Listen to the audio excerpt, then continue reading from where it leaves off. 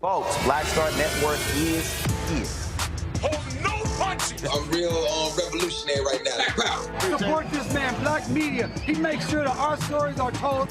Thank you for being the voice of Black America, Roland. Stay black. I love y'all. All momentum we have now, we have to keep this going. The video looks phenomenal. See, this difference between Black Star Network and Black-owned media and something like CNN. You can't be Black-owned media and be scared. It's time to be smart. Bring your eyeballs home. You dig?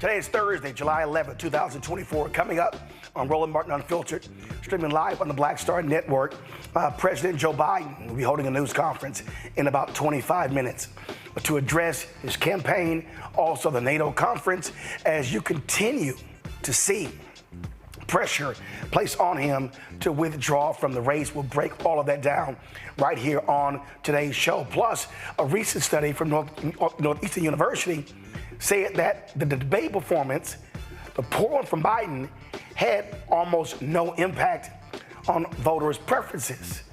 But it was the Democrats' reaction to the debate has changed the game. Lots we're gonna break down. It's time to bring the funk on Roland Martin Unfiltered on the Black Star Network. Let's go. He's got it. Whatever the miss, he's on it. Whatever it is, he's got the scoop, the fact, the find. And when it breaks, he's right on time and it's rolling. Best believe he's knowing. Putting it down from sports to news to politics. With entertainment just for kicks, he's rolling.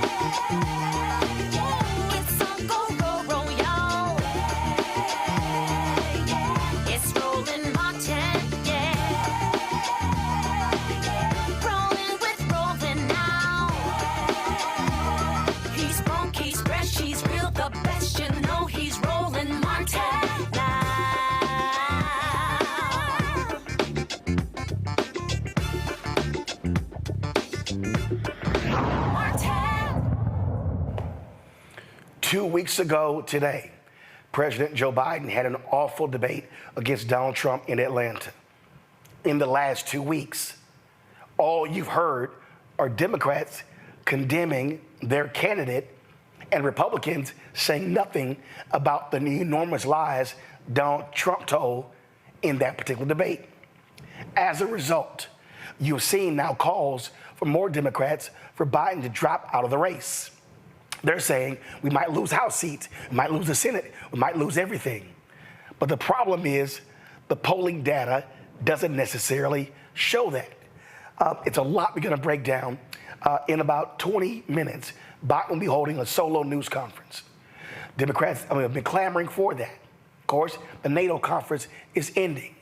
He's facing calls from a wide variety of folks, especially donors, to get out of the race. The question is that smart? Joining me right now, Lori Daniels Favors, Executive Director of the Center for Law and Social Justice at Medgar Evers College. Joining me from Brooklyn, also Sirius XM radio show host. Lori, I'll start with you before I go to my panel, and that is this here. I've never seen the level of self-destruction in a political campaign. You have Democrats who are reinforcing the biggest negative against their candidate, or Republicans fully have accepted a convicted felon who lied in the debate, and they're sitting here saying, y'all go right ahead. What do you make of the insanity of the Democratic Party? Unfortunately, Roland, I share your incredulity about the whole situation. But for me, this has very little to do with Joseph Biden and much more to do with the very reality that Vice President Kamala Harris might be close to inheriting or sitting in the seat of president than a lot of people wished. And what we're seeing is not the base of the party coming out and demanding that Biden step down, the voters who actually participated in the primary. We're not seeing the poor come out and that Biden step down. You're not seeing Black Americans, either men or women, demand that he step down. Latinos expanded their reach and an appreciation and commitment to voting for Biden. So I think at this point, we can look at who is making making these demands, tend to be very wealthy white men who are from very particular political camps, who have a lot to gain if there is a Trump presidency and all the chaos that will bring with it. So I'm just hoping. I saw Chris Matthews today did an interview, and he was talking about the fact that Joe Biden is kind of built for people to underestimate him. He's not necessarily part of the elite as we tend to think of. I mean, he's more elite as compared to my community, for sure. But for him, being a part of the working class and sort of making that a part of his identity, he sits in that space, but then he's also, in some ways, a bit of an outsider. He was not the natural successor after he served faithfully as Barack Obama's vice president, something that most white men, I think many of us were shocked to see an older white man exhibit that level of deference and commitment to fulfilling that black man's vision, which was a beautiful thing. And then he was passed over for Hillary Clinton. And what we're seeing is a lot of folks from the Clinton camp. We're seeing a lot of folks who are making a lot of demands in the face of absolute facts. Like, how about the fact that the Republicans and the Heritage Foundation have all, since June, they've been saying since 2 days after the debate, if the Democrats tried to remove Biden off the ticket, got the lawsuits already. And whoever this mythical person would be who would replace Joe Biden, what's their ground game? Who are they? And how on earth are you going to be able to galvanize people around that person? Because I'm assuming if they're going to make this a thing, I do not see them pointing to Kamala Harris, Vice President Kamala Harris. And again, I think a lot of this has much more to do with the fact that a black woman is this much closer to the presidency. And by this much closer, I mean in the debate, Joe Biden's humanity was on display. The morality of that man was on display. And yet his ability to be one of the most successful presidents as it pertains to legislation. And quite frankly, Joe Biden was not my candidate. He was not somebody that I was going for in 2020. I ultimately did because I needed to not have Trump in office. But he's been a damn good president by like many objective measures. And so the only people who benefit from this are the Democratic elite who aren't even, they don't have a plan beyond let's replace him and get someone on the ticket because we don't think he can win. Well, you had your chance. That's what the whole primary process was for. He got over 80% of the vote in the primary. Some people did run against. I heard folks say, well, those weren't serious candidates. Well, let's, put our grown-up pants on. This is what it is. People made decisions about whether or not they were going to run or not. This is the candidate that the voters are galvanized around. And at this point, I don't have people calling into my show at Sirius saying they want Joe Biden to step down. I have people calling into my show at Sirius saying, what the hell is going on? And why are they ruining this for everybody? Let me do this here. There's an issue with your microphone, Lori. So let's see if we can get that handled, because it sounded like it was a wind tunnel. So if y'all can handle that for me. Let me bring in my panel right now. Lauren Victoria Burt, Black Press USA, out of Arlington, Virginia. We have, of course, Dr. Greg Carr, Department of Afro-American Studies at Howard University. Also, Christopher Boozy, CEO of Spoutable out of New Jersey. Let me go to Christopher. Christopher, you've been tweeting about this, and you keep saying the numbers don't lie. You keep saying that Biden can win. Explain that. Hey, Martin. And I share Lori's frustration in this because it's insanity. Yes, not only he can win, I think he can win and do better than he did in 2020. The numbers, look, everyone is basing all of this chaos over polls that are garbage. I'm just going to say it like it is. They're garbage polls. The methodology behind these polls are garbage. They're not accurate, and the media is still touting the polls because it drives a narrative. Okay, so let's break it down. First off, Biden, in terms of on the ground, is doing extremely well. I talk to reporters who are covering the campaigns. I talk to people who are I talk to people who are actually interacting with voters, and they all say, the voters are energized. They can't wait to vote for Biden. The debate was not really an issue. Yes, people were a little concerned in terms of, him talking slowly, what was going on. But they were not saying, hey, he should step aside. They were not saying, hey, he should be replaced or anything like that. Now, these are voters on the ground. So the first thing for me when I look at if a candidate going down is one, What kind of support are they getting in terms of their donors? Are there, when I mean donors, I'm talking about small grassroots donors. Two, when I'm looking at numbers, and I'm not talking about polls because I don't look at polls, I'm looking at social media. What are people saying on social media? Are people saying, once again, she should step aside, or, hey, I'm supporting him, I'm behind him? You got to parse through the bots, the trolls, the fake accounts, things like that, and get down to the actual people. And once again, the majority of folks are like, what is going on with the Democratic Party? We're supporting him. We don't want to see him replaced. So then the other thing is historical data. Replacing a candidate, for example, before we get into even how I know Biden can win, historical data, like with LBJ stepping aside, run, that was a disaster, an absolute disaster when Democrats did that. And I have been tweeting, if Democrats do that again, whether they replace them with someone totally different or if they replace them with VP Harris, they will get slaughtered in November. And the reason being is because first you're giving up the incumbency, you give up the bully pulpit. That's the first thing. Secondly, you're going to end up going into a convention where it's going to cause a lot of chaos. Remember, there were millions of people who voted during the primaries. They want Biden. They like Biden. And there are a lot of people who also like VP Harris and who would love for VP Harris to be the nominee. The problem, though, with that is it's a little too cute and it's a little too late. If you replace Biden and put VP Harris, and there are going to be people who are going to feel like their vote didn't matter, that it is the quote-unquote elites picking whoever. So that's going to cause chaos going into the convention and out of convention. And if there's chaos, they're not going to win. You have to have unity. And then the other thing is, as your previous guest stated, if they replace VP Harris and put someone totally new in there, that's it. I mean, that's game over. You're talking about losses up and down the ballot because, once again, who's this person? Are they going to be able to galvanize folks in 4-ish months? Are they going to be able to get the base? I've heard people float Gavin Newsom, Whitmore. Gretchen Whitmore. It's not going to work. So in terms of November, before all of this happened, I have been keeping track of this stuff. And I've been saying for a long time, not only do I believe Biden can flip Florida, which people think I'm crazy with saying that, but also North Carolina. The reason is this is going to be the first election where abortion is on a ballot. 11 states have some sort of, abortion-related measure on the ballot.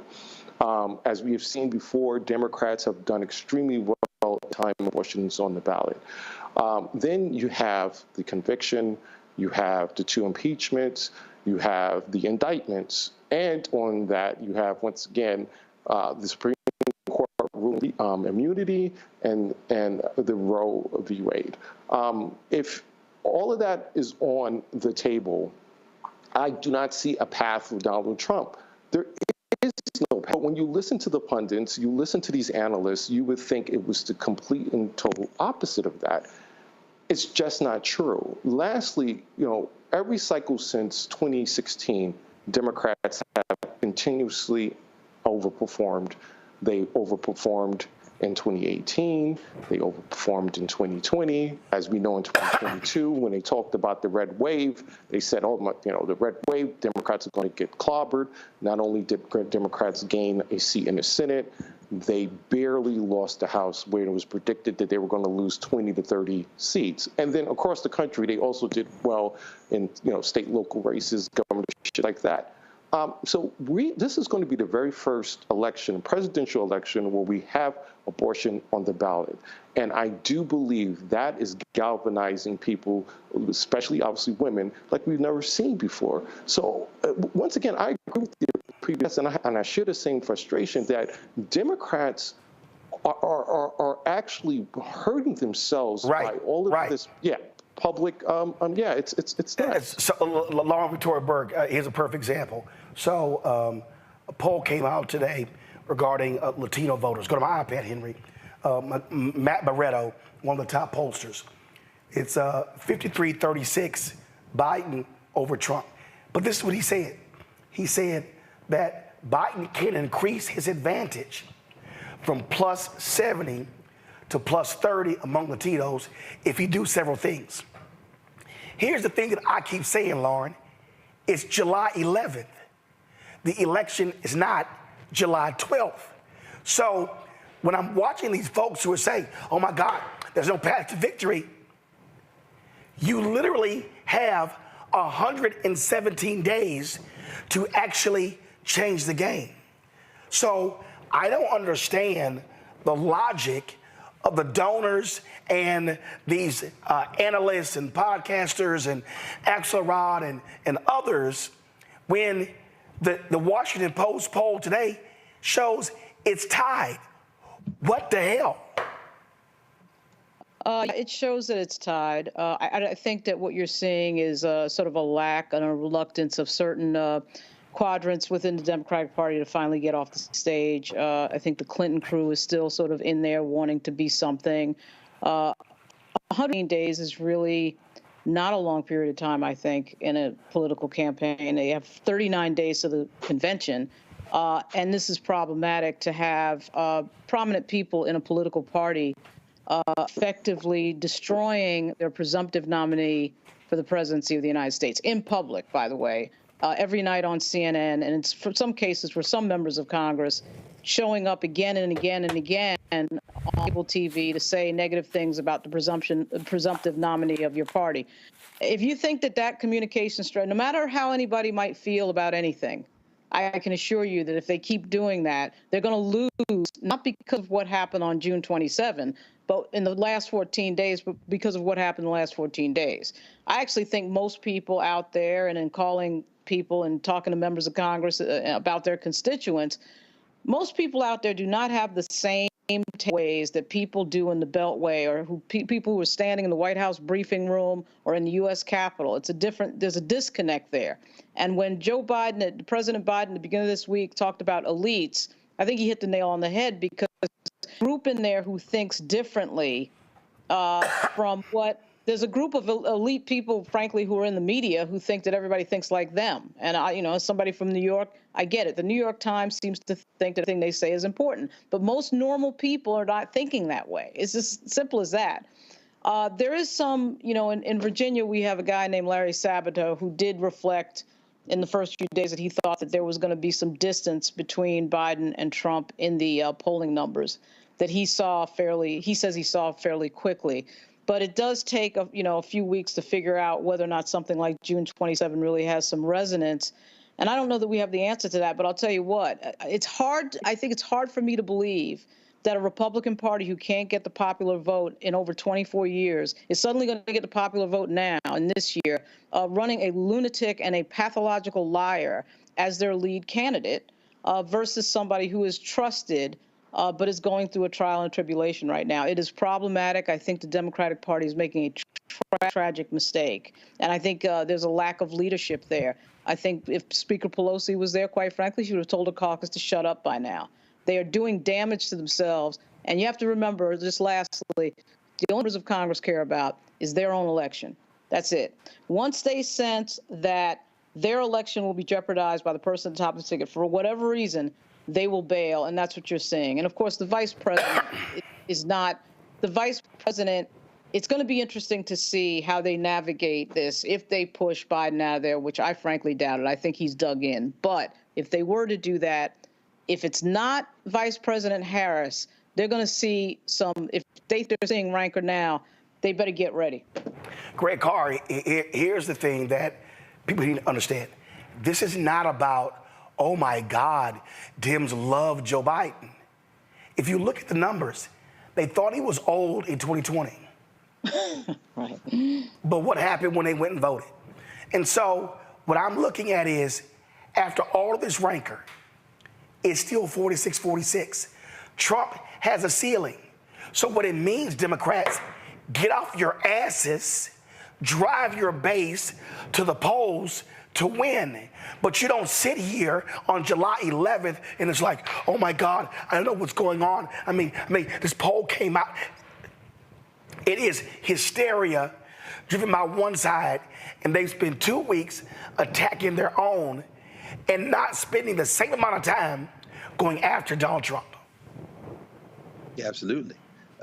It makes no sense unless you don't care. I echo everything that has been said so far. What Larry said about Vice President Harris, Christopher, what you said, Brother Boozy, as it relates to these polls flying in the face of conventional logic, and of course, Lauren, exactly what you said. This is about naked self-interest. This morning, Dominic, Mastrangelo, reporting in The Hill, puts this on Obama. And I'm with him 100%, because George Clooney called Obama before he put that op-ed in the New York Times. They were at that fundraiser they had a couple of weeks ago. And according to the reporting, Obama didn't tell him not to do it, didn't tell him to do it, which sent the signal. Most of these people, like that swamp creature out of Louisiana, James Carville,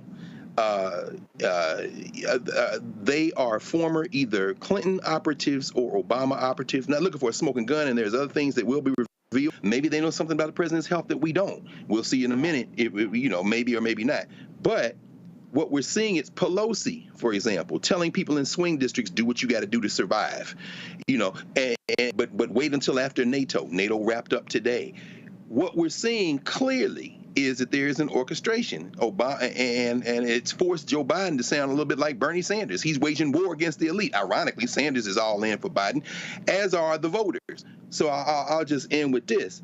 The New York Times, whether they got an axe to grind, whether the Sulzbergers or whoever has got the axe to grind with Biden because he wouldn't give them interviews or whatever, when you're looking at fools like Brett Stevens on their op-ed page, you expect it from Brett Stevens or Ross Dohart, maybe even from a guy like Nicholas Kristof. But here comes, all of a sudden, Paul Krugman. Here comes these other, today's op-ed pages is another bloodbath.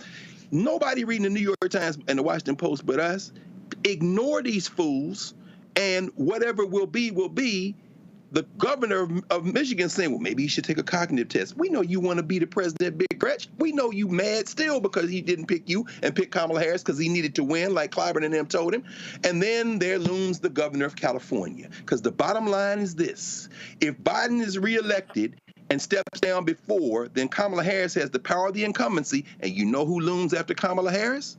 The governor of Maryland, Wes Moore. Y'all are soft white nationalists, and you're willing to risk all the rest of us because of your political ambition. Lori, here's the thing that jumps out at me, Lori. And again, you have Democrats who are sitting here going, let's watch every move for mistake. Well, the last couple days, no mistake, so no coverage. You had Brian Stelter go on CNN and say, well, he's been almost invisible since the debate. 18 appearances in 9 days. And I tweeted him, I'm like, what the hell are you talking about? That's not invisible. So what you're seeing is, you are seeing a cabal to saying, the hell with the voters, we're gonna decide, and I made it clear, if they think they can skip Vice President Harris, they are going to launch a civil war in the party that is going to destroy them for decades. Roland, they can try it if they want to. I guarantee they will live to regret it. But unfortunately, so will the rest of us. The Trump campaign is effective. The Republican Party is effectively broke. They are being bled by all of the legal battles, and they don't have a great ground game in a number of swing states. This is a winnable contest. And in addition to all of that, everything that Chris Boozy and all the other guests said is I absolutely concur. But we also have Project 2025 right there, like right there. And if we were talking about that and educating people about that, about the threats to our democracy, and comparing that to the advances that we have won. And I know that a lot of us in our community, we want to see the president issue the legislation that's got black in it. We want the black housing program. We want the black affirmative action program, the black healthcare plan. Listen, we live in America as it is, not in the America as we would want it to be. As soon as that were to happen, we know that the white folks who are very upset about black advancement would file a lawsuit, and that legislation would be canceled. So we have to be more sophisticated as the electorate. What are the programs and the policies and the positions that have been very advantageous to black people? I had somebody call and say, well, what has Biden done for black people? You can literally Google what has Biden done for black people, and the facts sheet is immense. None of it says the Black plan, but it is extraordinarily important that we become way more facile in thinking about what skin we have in the game. I also just think that it's important that even as we look at Vice President Kamala Harris, who I believe will be a phenomenal president, we are in one of the most anti-Black, anti-woman social moments that we have been, certainly in my lifetime. And I know I'm not the oldest one on this panel, but the reality is for decades, we have been seeing this increase and a surge in the most recent years in anti-Blackness and anti-woman sentiment. And the idea that Vice President Kamala Harris would be able to just sort of waltz into that position and take it and run, I think is ludicrous. And I think it undermines her ability to be the very effective president that I think she's ultimately going to be. But if we were talking more about Project 2025, then we could also talk about Agenda 180, which is Project 2025's day-by-day plan for 180 days as to how that plan is going to get implemented. All of this energy focusing on a president who has been, by most accounts, one of the most successful presidents in our nation's history as it pertains to leveling the playing field, and certainly not perfect. I mean, it's Joe Biden. Come on, we ain't got to love Joe Biden to recognize that it's far better to have been under this presidency than it would have been under his opponent. But to think that we have the most successful president that we don't had in generations, particularly for Black people and Black interests, and white moneyed elite can just come in and say we don't like him because he's too old. We knew he was old. He been old. We were telling y'all that when Obama picked him.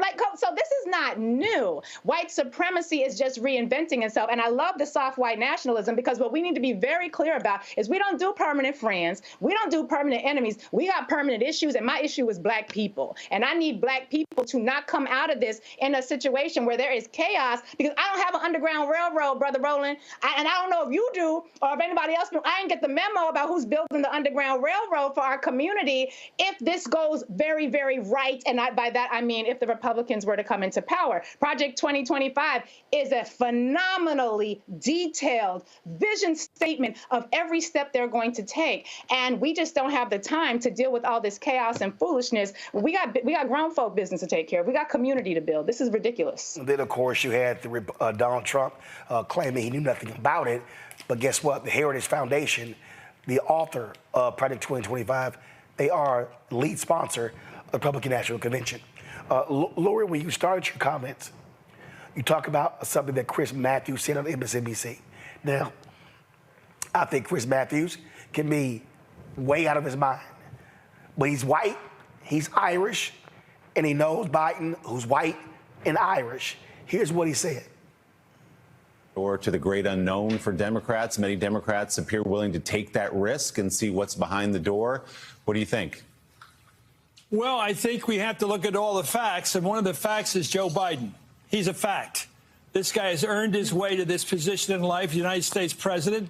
He got here the long way. In 1972, he ran against Caleb Boggs, a 3-term congressman, a 2-term governor, a 2-term U.S. senator, and he beat him. He beat him well. And he rode around in a car the next day and was celebrated for having pulled that upset, because he put out no television in Wilmington or Delaware. He put out literature the weekend before, delivered by volunteers, which was a brilliant piece of literature. John Martilla did it. He is a politician who's been good at it. He's been reelected every time since then in Delaware with pretty healthy majorities. In life, he lost his wife and he lost his daughter, and he found Jill. Now, who's he going to listen to, Jill or George Clooney? I'm telling you, it's personal. He's had the elite, and it's so true about the elite. He is absolutely right about the elite. Look at President Obama. He served for 8 years loyally, and yet Obama backed Hillary Clinton for president and didn't back him. But I hear he never even invited him upstairs. He had a good reason to be resentful, but he isn't. He puts up with it with the elite. But right now, he's got the poor people, he's got minorities, he's got Hispanics, he's going to put out the labor, he's going to hold that base of the Democratic Party, which he will need in November. And I'm telling you, people are going to end up rooting for him in October, because he will have a comeback. And in this elite-fashioned attack on him, they're going to pay for it, but in the end, they're going to end up voting for him. So I think Biden will be the little guy, he'll be the Democrat in this race, the true Democrat, and he's going to get people to turn for him in October. It's going to be stunning. He is not quitting. He is not So here's the thing. So for all the panelists, it's about 6:36. We're waiting for the president to come on. So I need you to keep your comments extremely tight so I can get to them. But Christopher, the point that you just heard right there, that is this here. Democratic voters are sitting here going, listen, I know this guy. You got amazing economic news, inflation down, gas prices down. I mean, we could go on and on and on.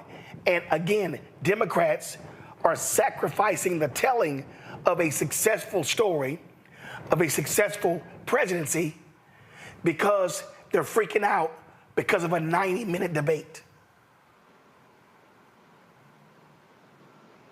Christopher. Sorry, I couldn't hear the last part. I said, you've got Democrats freaking out, not talking about a successful presidency. You've got great economic numbers, and they're spending all of their time saying, oh my God, he's too old, he's not gonna work, and you're risking a brokered convention, you're risking chaos for the next 6 weeks, and you're trying to create on the fly a national campaign if it's not Kamala Harris? Come on. Yeah, I mean, look, I think everyone on the panel pretty much is here, and I really don't have an answer to what the heck is going on. I'll keep going back to it's insanity. They're on the path to, I mean, I don't know if it's going to be a historic win, but definitely a win up and down the ballot. And I just don't understand why they're trying to push him out over a 90-minute debate. You cannot erase 3.5 years or plus years and just erase all of that for 90 minutes. He had a bad debate. Obama had a bad debate in 2012. He went on to win. Hillary Clinton had, 3 great debates. She won all of her debates, and she lost. And let's not forget, the vast majority of the polls had her winning, landslide. And as we know, she lost. So I firmly believe that Biden not only needs to stay in the race, Democrats need to stop what they're doing. They're doing more damage than anything else. And at the end of the day, I just don't know who they're going to replace him with. If they replace him with VP Harris, it's going to be problems. If they replace him with someone else outside of the ticket, it's going to be a problem. But I will say this. I agree that this is more about VP Harris than it is about Biden. Just really quickly, if he is reelected, which I do believe he will be, unless, God forbid, something happens to him, 2 years in, that means she would ascend to the presidency. She will have 2 years. She will have the incumbency. She will be not reelected. She will be elected. Right. And then she can then be reelected. So not only she can have 8 years plus the 2 years because he stepped down or whatever. So yeah, I do think this has a lot to do with her and him. Lauren, here's what I don't understand. How do you get rid of your plan A and you do not have a plan B locked in? Because you want to panic alongside CNN and the New York Times. I have no idea. I mean, that's a good question. If you're not saying, and in the beginning, the first statements from the first few people who came out, they did say, I would support Vice President Harris. I mean, that's an important element of this. You can't just take away your presumptive nominee and have no plan B there, which a lot of these people don't have. And I think we should recognize the fact that there may, in fact, be something cognitively wrong with the president. This is not necessarily the way you deal with it. It is destructive to the Democratic Party, the way that they are messaging. But you're right, Roland. They have no plan B, and that is obvious. And Greg, I'm sitting here. Rob Reiner tweets, we need a younger candidate. Okay, who? Tommy Vietor, John Favreau, all of these folks, another candidate. I keep saying, name them. It's amazing how they don't want to do that. But so let's say Biden stepped down, and then we'll figure it out later. Roland, as Lauren just said, there may be something physically wrong with Joe Biden. I've been calling him the mummy since he won the primaries. But let me be very clear, and I think we've all said it. and you started with it. It isn't about Biden. Lurie said that. It's about Project 2025. It's about open white fascism and nationalism. What these soft white nationalists in the Democratic Party are willing to do with their naked political ambition, whether it be Congress people in swing districts or whoever, the Hollywood folks like Rob Reiner, irrelevant. George Clooney, irrelevant. What they're doing is exercising and doing the bidding of those whose naked political ambition they're putting ahead of the interests of the people who live in this country. To me, it's really not that complicated. Malcolm X would say, you're speaking a language they don't understand. They don't care. 10 years from now, and let's follow what you just said, Chris. Let's say the vice president comes in, becomes the president, runs, is elected, runs, is reelected. 10 years from now, in 2034 in the United States of America, when a now 45-year-old, then 55-year-old, meaning 4 years younger than I am now, Wes Moore declares his candidacy, the electorate in this country looks very different. Gretchen Whitmer knows it's over for her, and so does the governor of California, who I suspect is in these rooms too. The point is this is whiteness. And it's not all whiteness, it's these tiny elites versus everybody else. And yeah, they'll be nice, nasty, and say, we support President Harris. If they do it, Lurie has already said it, the Republicans are going to file lawsuits to keep her off the ballot. If she does get on the ballot, you have now alienated the very people who can't afford for the Republicans to get in power, which means some of us will sit it out, unfortunately, putting the political gun to our heads and blowing our political brains out, because the day this man is inaugurated, Clarence Thomas and Sam Alito say we'll retire. Hopefully Sonia Sotomayor can make it another term or not, God bless her. And then everybody who's a criminal gets pardoned, and then they set up the internment camps.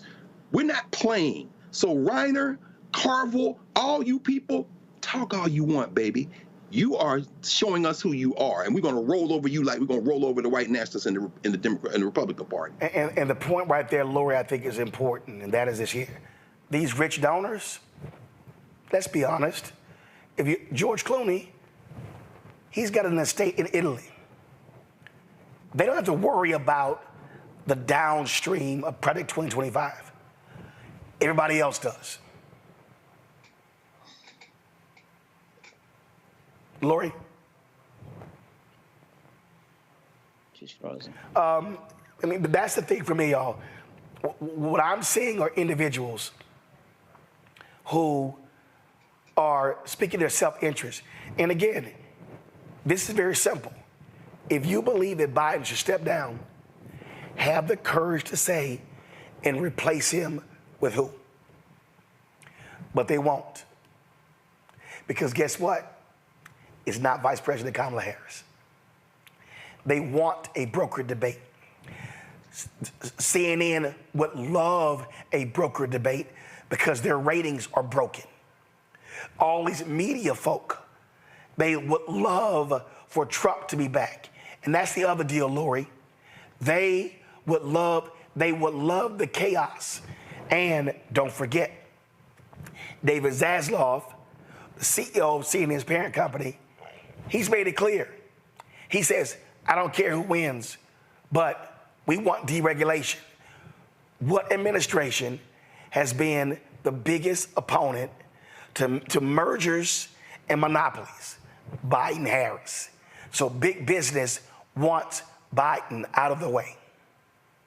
And they have a lot to gain financially, which is why, for me, it's very important that we cut through the noise. We're in a moment right now where, as again, our people don't have a lot of options right now. And I would love to be able to have an option electorally where I'm picking the best of the best. But we're Black in America, and we just have to recognize that right now, my question when I go into the ballot box or into the ballot booth is, which of these candidates is either going to help my community the most or hurt my community the least? These folks who are driving this narrative, who have very little to lose if this goes well. George Clooney, how often is he actually laying his bed on a head in America? And I don't know, but the fact that he has wealth beyond my wildest imagination and has options and plans. Meanwhile, the overwhelming majority of our people don't even have passports. We don't have we're not built in a way that allows us to be ready for what would happen in 180 days, 6 months. So from January until July, Project 2025 5 is very clear, and they are really effective at implementing oppression because all they have to do is rinse and repeat what their ancestors have done. We are trying to create an America where we can thrive, where we can have some semblance of freedom that will allow us to organize so that we can create Black liberation. But right now, what's happening with this narrative is extraordinarily dangerous. It is dangerous for us. We don't have plan Bs. The Dems who are driving this narrative damn sure don't have a plan B, which is why I hope, as problematic as Chris Matthews may be, and he is highly problematic, I do hope, and I think that what he says is very valid. And I think that we are pissing off the base. You're getting more people who were on Biden who are like, no, what, are you serious? Now I'm advocating for Biden, when as before I was merely tolerating him. So they are having some unintended consequences. I hope that we, the voters, and we, the people who are doing the work on the ground to educate the voters, will be able to cut through the noise and make sure that we get our folks on code, because I don't have an underground railroad, and I certainly don't know of anybody who can build one between now and July of next year. Laura Daniels Favors, I appreciate it. Thanks for joining us. Appreciate it. I'm going to go to a quick break. We come back. Hopefully the news conference will start. If not, we're going to share some of what Vice President Kamala Harris had to say today in North Carolina. You're watching Roland Martin Unfiltered on the Black Star Network. Fanbase is pioneering a new era of social media for the creator economy. This next generation social media app with over 600,000 users is raising $17 million, and now is your chance to invest. For details on how to invest, visit startengine.com/fanbase or scan the QR code. Another way we're giving you the freedom to be you without limits. Next on the Black Table with me, Greg Carr. Dr. Gerald Horne, a man regarded by many as the most important historian of our time. He provides us a history lesson I'm betting you've never heard before. Texas enslavers who planned to continue the conflict even after Appomattox, even after the formal surrender of Robert E. Lee. Dr. Horne talks about his new book, The Counter-Revolution of 1836, Texas, Slavery, and Jim Crow, and the Roots of U.S. Fascism. You do not want to miss this conversation. Only on the Black Table, right here on the Black Star Network.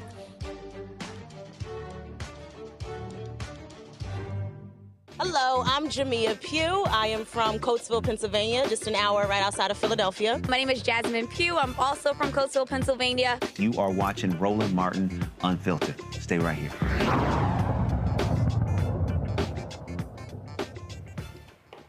All right, folks, welcome back to Roland Martin Unfiltered. We're still waiting for President Joe Biden to begin his news conference. But what we're going to do is, earlier today, Vice President Kamala Harris, she was in North Carolina for an event, and we live streamed that on the Black Star Network. And so what I want to do is I want to share some of her remarks with you. And so here is her speaking today in North Carolina.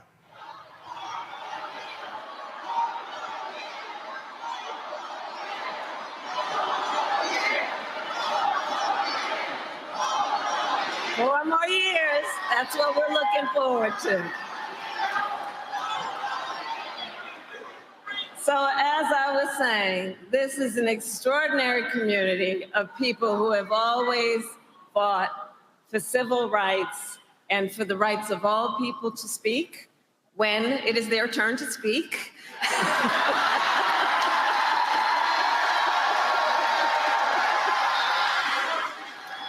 And of course, all voices are important, and I say that in true sincerity. But I want to talk a bit about the work of this community in the context of the civil rights movement. My parents met when they were active in the civil rights movement. They took me to those marches when I was in a stroller. And I grew up then in a community like this one, where the people who were raising us, I look at Devin, I think about my childhood. We grew up in a community of people who, when we were young, they told us literally, you are young, gifted, and Black. They taught us that we could do anything and should never be burdened by the limitations of other people to be able or not be able to see what can be. And this is that community who understands and can see what is possible unburdened by what has been. We collectively, I know, were raised and taught to understand we have a duty to serve in the fight for freedom, opportunity, and justice for all. And it is that sense of duty, not if you feel like it, duty, which guides us at this very moment. We are today 117 days out from the election. And I know many of us have been involved in these elections every 4 years, and nearly every time we say, this is the one. This here is the one. This is the one. The most existential, consequential, and important election of our lifetime. Now, we always knew this election would be tough, and the past few days have been a reminder that running for president of the United States is never easy, nor should it be. But one thing we know about our president, Joe Biden, is that he is a fighter. He is a fighter. And he is the first to say, when you get knocked down, you get back up. You get back up. So we will continue to fight, and we will continue to organize, and in November we will win. We will win, because we know what's at stake. And in this election, there can be no doubt who you can count on to fight for you when it counts. It's simple. President Biden and I fight for the American people. Donald Trump does not. He fights for himself. Roy talked about it. Look at the issue of affordable health care.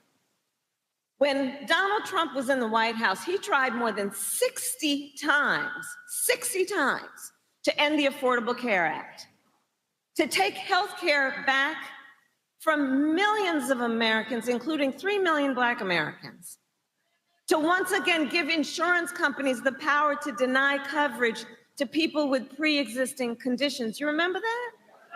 Remember what that was like? When people were being denied health care because of a pre-existing condition? Children with asthma? Women who had survived breast cancer? Grandparents with diabetes?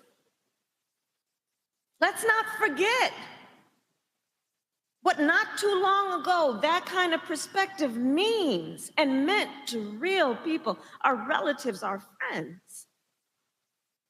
President Joe Biden and I, on the other hand, have defended the Affordable Care Act and made it stronger. Because we know access to health care should be a right and not just a privilege for those who can afford it.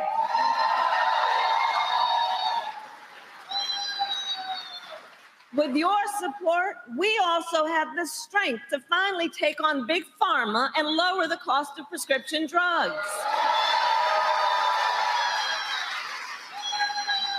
It was with the knowledge that Black people are 60% more likely to have diabetes, Latinos 70% more likely to have diabetes, that we capped the cost of insulin for our seniors at $35 a month.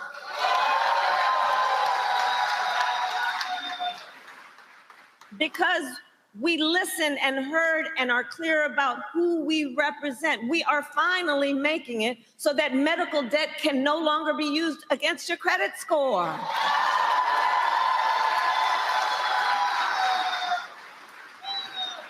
There's the issue of student loan debt. When Donald Trump was in the White House, he tried to end student loan forgiveness for public servants. Who are our public servants? Well, they include our teachers, nurses, firefighters. Joe Biden, and on the other hand, Joe Biden and I, well, we have forgiven student loan debt for nearly 5 million Americans. And twice as much for our public servants. We, together with you, have also taken on the issue of gun violence, knowing the tragic reality. Greensboro, gun violence today in America is the #1 killer of the children of America. Think about that. Not car accidents, not some form of cancer. Gun violence is the #1 killer of the children of America. And Black Americans are 10 times as likely to be the victim of gun homicide. You know, over the years, you all know as a former prosecutor, over the years, I have held the hands of far too many mothers and fathers and tried to comfort them after their child was killed by gun violence, both in mass shootings and what we call everyday gun violence. So Joe Biden and I decided to prioritize this issue, and to address this crisis, we passed the first major gun safety law in nearly 30 years. A bipartisan law to strengthen background checks. We created the first White House Office of Gun Violence Prevention, which I lead. We invested $1 billion to hire mental health counselors in public schools to help heal the mental trauma of gun violence. Because far too many of our children go to school every day learning about how this could impact them in a very real way.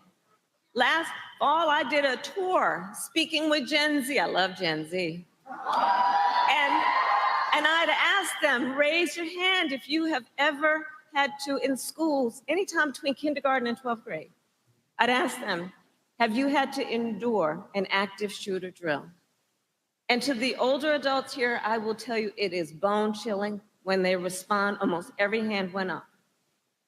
These are very real issues. On the other hand, Donald Trump opposed reasonable gun safety reforms and cut funding for gun violence prevention. We simply know we cannot count on Donald Trump to help keep America and Americans safe, not here at home and not on the world stage. And yes, I am also talking then about national security. This week, our president, Joe Biden, is hosting more than 30 global leaders in Washington, D.C. for the NATO summit. Now, NATO is the greatest military alliance the world has ever known.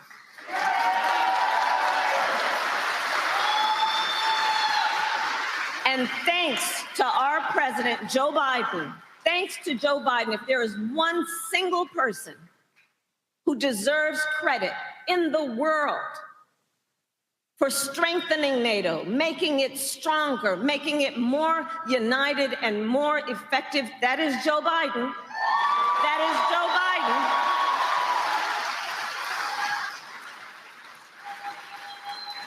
And having made it more effective, then together with our allies around the globe, we are standing up to the dictator Putin. All to ensure America is strong and Americans are safe.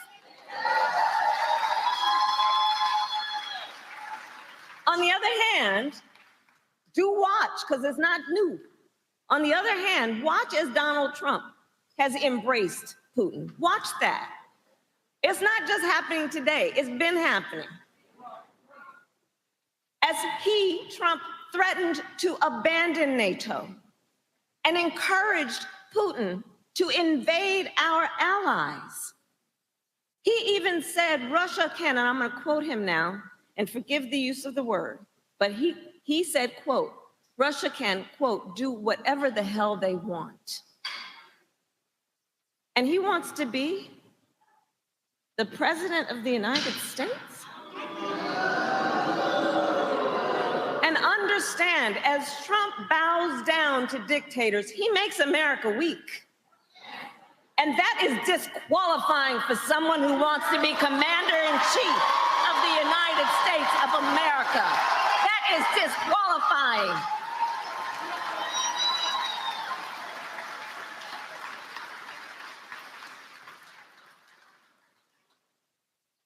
So all of this to say, there is so much at stake in this moment. And last week, we were again reminded of that fact when the Supreme Court basically told this individual who had been convicted of fraud that going forward, he will be immune for activity we know he is prepared to engage in if he gets back into the White House. This is not 2016, this is not 2020. Understand the significance of what the Supreme Court just did. And consider that in the context of the fact that Donald Trump has openly vowed, if reelected, he will be a dictator on day one. That he will weaponize the Department of Justice against his political enemies, round up peaceful protesters and throw them out of our country, and even, and I will quote, terminate the United States Constitution. Let us be very clear. Someone who suggests we should, quote, terminate our Constitution should never again have the chance to stand behind a microphone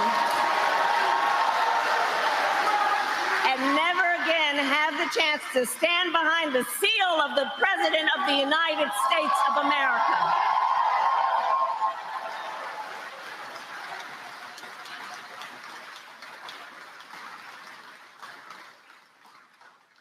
And some of you, of course, have heard that Trump's advisors have created a 900-page blueprint for their agenda for the second term if they were to have one. They call it Project 2025. And it includes, check this out, it includes a plan to cut Social Security. It includes a plan to repeal our $35 cap on insulin. It includes a plan to eliminate the Department of Education and end programs like Head Start. I say to the teachers and the students here. And Project 2025 outlines a plan to limit access to contraception and for a nationwide abortion ban, with or without an act of Congress. And on the topic of reproductive freedom, I know we all agree, one does not have to abandon their faith or deeply held beliefs to agree the government should not be telling her what to do with her body. If she chooses, she will talk, if she chooses, with her pastor, her priest, her rabbi, her imam, but not her government telling her what to do. If implemented, Project 2025 would be the latest attack in Donald Trump's full-on assault on reproductive freedom, because we remember then President Donald Trump handpicked 3 members of the United States Supreme Court because he intended for them to undo the protections of Roe v. Wade. And as he intended, they did. Now, over 20 states have Trump abortion bans. Now, in the South, where the majority of Black women live, every state except for Virginia has a ban, many with no exceptions even for rape or incest. And Trump proudly takes credit for overturning Roe. Make no mistake, if he gets the chance, he will sign a national abortion ban and outlaw abortion in every single state, but we are not going to let that happen. We are not going to let that happen because we have worked too hard and fought too long to see our daughters grow up in a world with fewer rights than our mothers.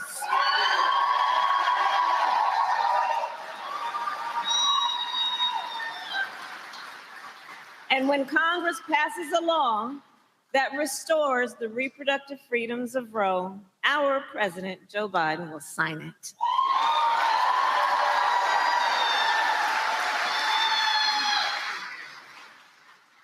So ultimately, in this election, we each face a question. What kind of country do we want to live in?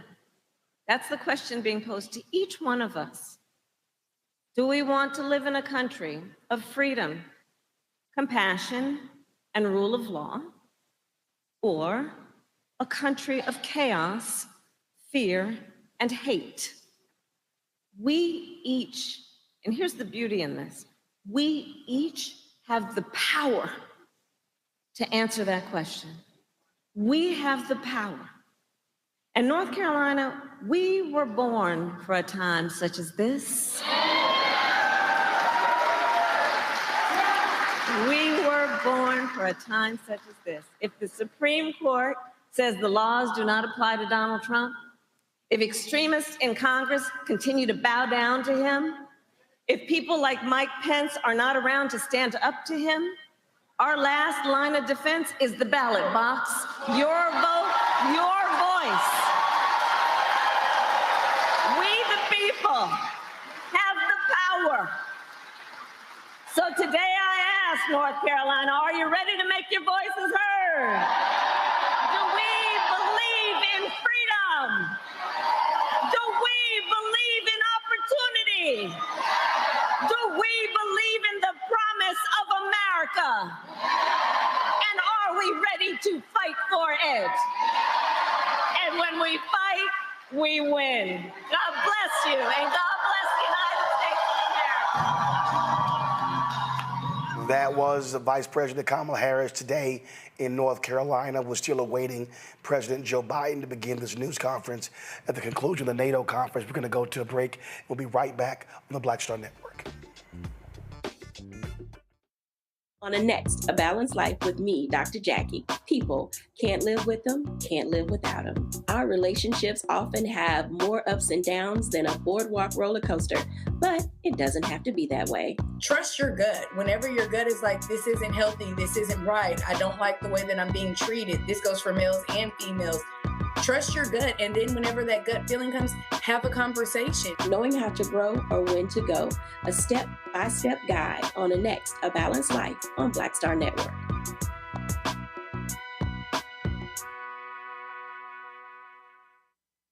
On the next Get Wealthy, financial therapy, what it is and why it may be exactly what you need.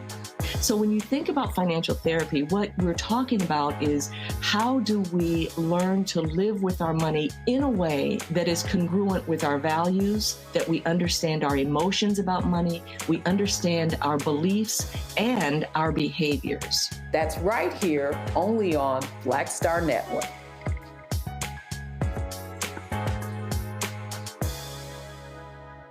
Coming soon to the Black Star Network. I still have my NFL contract in my house. Having a case. It's 4 of them. For my 4-year contract. I got a $600,000 signing bonus. My base salary for that first year was $150,000. Matter of fact, $150,000. $150,000. That's what I made. $150,000. Now think about it. My signing bonus was a forgivable loan, supposedly. When I got traded to the Colts, they made me pay back my signing bonus to them. I had to give them their $600,000 back. Wow. Yeah, I was so pissed. Because, man, I try to be a man of my word. I'm like, you, I'll give you your money back. You know, even though I know I earned that money, I gave them their money back. I gave them their $600,000 back. But yet, I was this malcontent. I was a bad guy. I'm about the money. It wasn't about the money. It was about doing right. Because I looked at, because you look at contract. Look at John Elway. John Elway was making $1 million, $800,000. I was making $150,000. I mean, I was doing everything. And I'm like, but yet I was, man, I got so many letters, you know, so I just play for free and all that kind of stuff. I mean, you don't forget that kind of stuff. Right. That stuff is hurtful.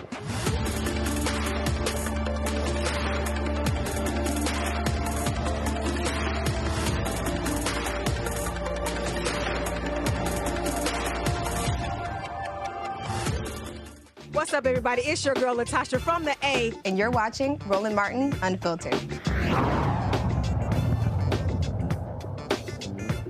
All right, folks, welcome back. Still waiting for President Joe Biden to begin this news conference.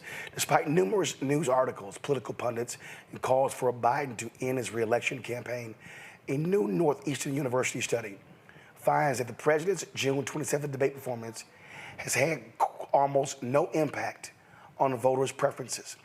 94% of those surveyed who had said before the debate that they were Biden supporters said they will continue to support the president. But just 86% of those who indicated support for Trump before the debate said they would continue to do so. Now, if you listen to that and then listen to all the rhetoric afterwards, you go, what the hell is going on?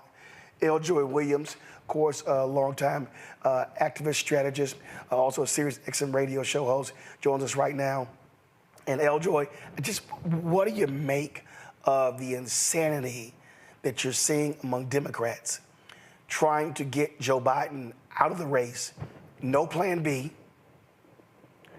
nothing about Vice President Kamala Harris, and they are creating dissension in July when the election is less than 120 days away. It's absolutely reprehensible to watch this unfold, because this is an issue of media making, right? Is that it's something for pundits and, cable news talking heads to continue the conversation on, instead of paying attention to the political landscape and what is happening around us, who is on the opposite side. And instead of focusing on that, they need something else to drum up viewership, right? Because if we can keep a speculation that there may be some drama at the convention, then that means more people will be tuned in and will watch our channels to see if there's drama at the convention. Our ad sales and all of that stuff will go up. That literally is what I believe this is all about, because it's not as if there's some huge mass of voters or of Democrats calling for Biden to step aside. Out of the 200 or something, the 300, both from the House, the Senate, and other leadership, I think with the last count was like 9 or 10. Right? And some of who are not even in a position on a federal level to make that decision. And so at this point, I believe that Biden is doing the right thing, which is I ran for the American people, and I'm going to continue to hear from and speak to the American people. And as you pointed out, none of this is swaying people from supporting him.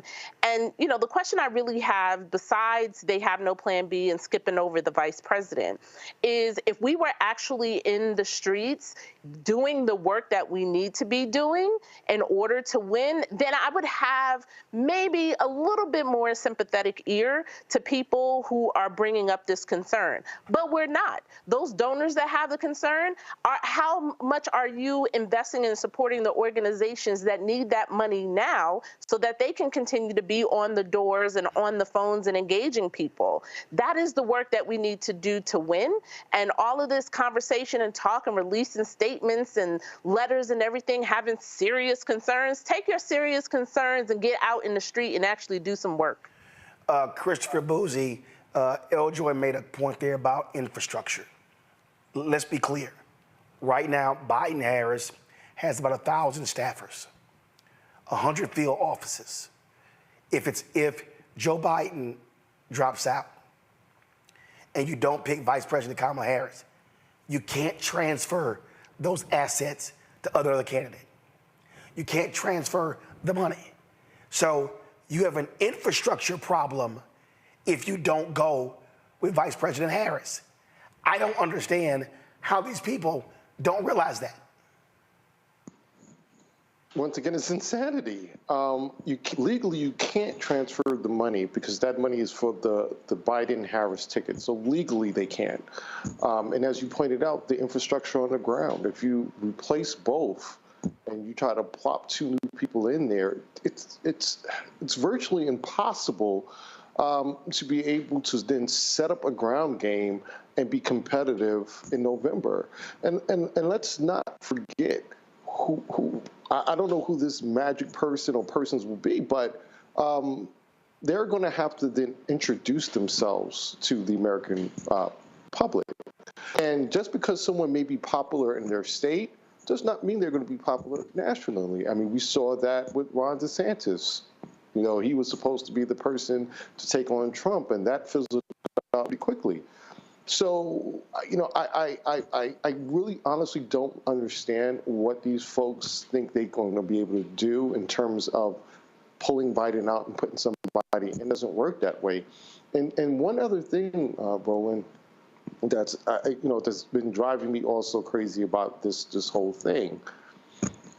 Let's pretend we could do this, right? Let's pretend that we could take whoever and put them and replace Biden and Harris.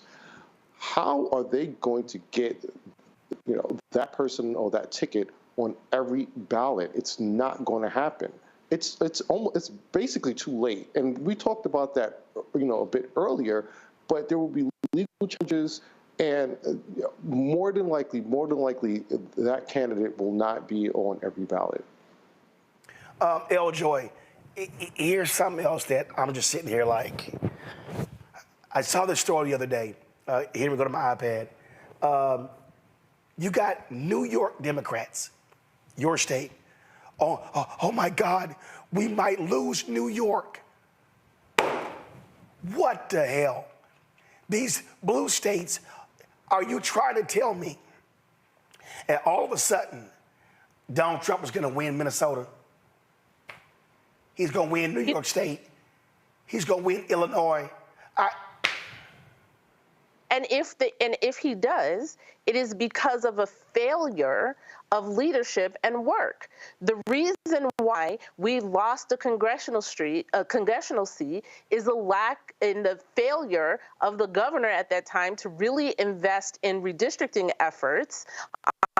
In order to do that resulted into us not counting enough people in order to keep our seats. Then fast forward, when we do get to the midterm election, it was the lack of investment in a coordinated strategy to protect and expand the congressional districts to make sure we retained what we had. So again, it is not because of one individual man at the top of the ticket. It is because of the lack of work. And that's what is really bothering me so much about this, as they are asking one man to step aside as if he is the only one that has to do the work in order to win in November. And that's not the case. If you're talking about winning to protect democracy, that is not an effort for one man. That is an effort for all of us to come together and do our respective part. And so Biden is doing his part, right, in carrying the banner. Harris is doing her part in carrying the banner for the party. And we need everybody else to do their part. And if you're a donor, invest now in the resources that people need in order to continue the work. If you're a talking head, you need to invest in talking up what we are voting for, not just what we are voting against. If you're an individual activist, you need to make sure that you are working within your sphere of influence to make sure that people understand the misinformation and the disinformation that's being sowed, that people understand what's at stake, and to understand what we will be able to do with a second term of a Biden-Harris administration. There's still voting rights on the line. There's still issues related to gun violence on the line. We are going to be able to do much more if we have a president like Biden and also Vice President Harris in the White House. We are able to do more when we are in control of Congress. And that is what people should be focused on, not one 90-minute debate.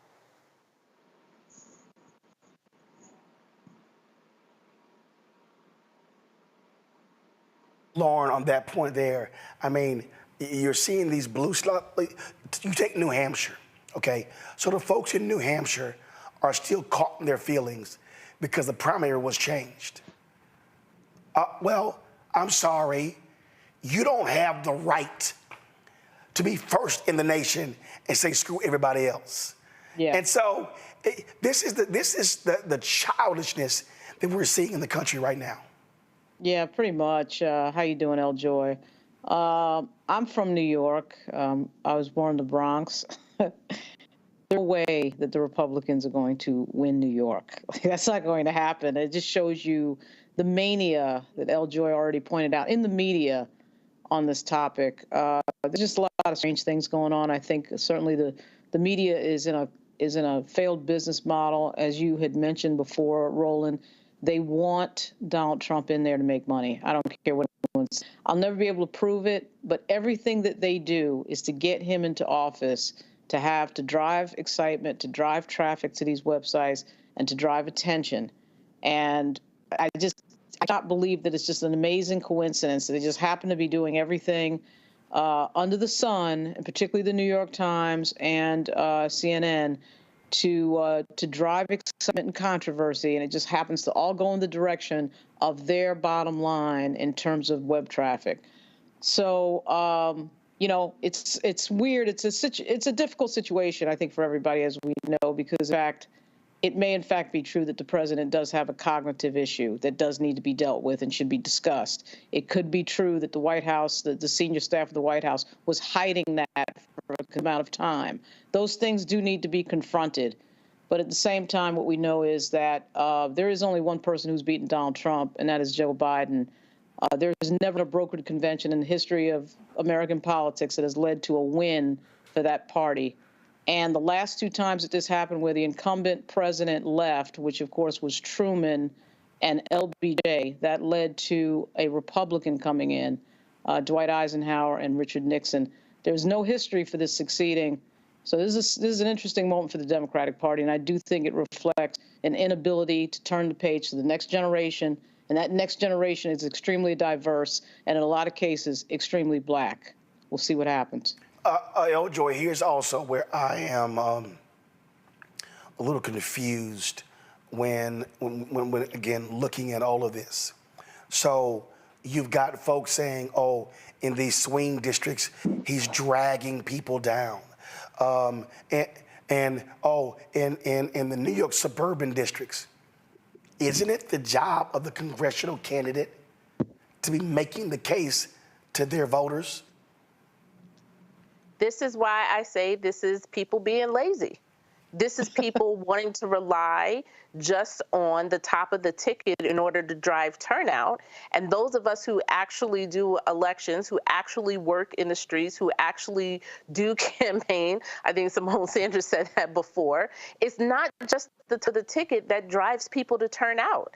And in fact, I think I talked about this in some of the tweets I highlighted. The other side, Trump has a ceiling. Right? There is only so many people that the Republicans can persuade. They have their base, and there's only a small amount of persuadable voters that they can persuade. While our ceiling is high. All we have to do is go out and engage with people and talk to them about not only what's at stake, but what we can do. It's important that next piece is added, because we can't just do the fear of, Project 2025, which is important, and it should be part of our, messaging. But we also have to talk about what we can do, and our ceiling is much higher. We're persuade so many more, not only to vote for the ticket, but also to turn out in general. And for a lot of these races that you are mentioning in swing states and swing districts, it's that 2-3% of people who are infrequent voters. That's all we need to do.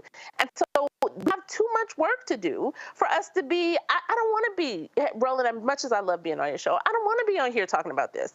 I want to be talking about how are we engaging people? What is the messaging that is working to turn out those in that 25 to 45 band? What is working to engage young people? That's what I want to be talking about right now. I don't want to be talking about this. For this news conference, President Joe Biden, it was originally scheduled for 5:30. Was pushed back to 6:30. It's almost 7:30 and still hasn't started yet. Greg Carr, I want to go to you.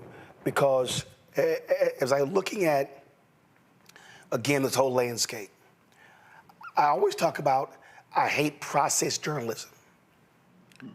And if you're Democrats and you're not talking about great economic numbers, you're not talking about inflation going down, you're not talking about the fact that President Biden in another month will under his term will have created more jobs than Reagan did in 8 years.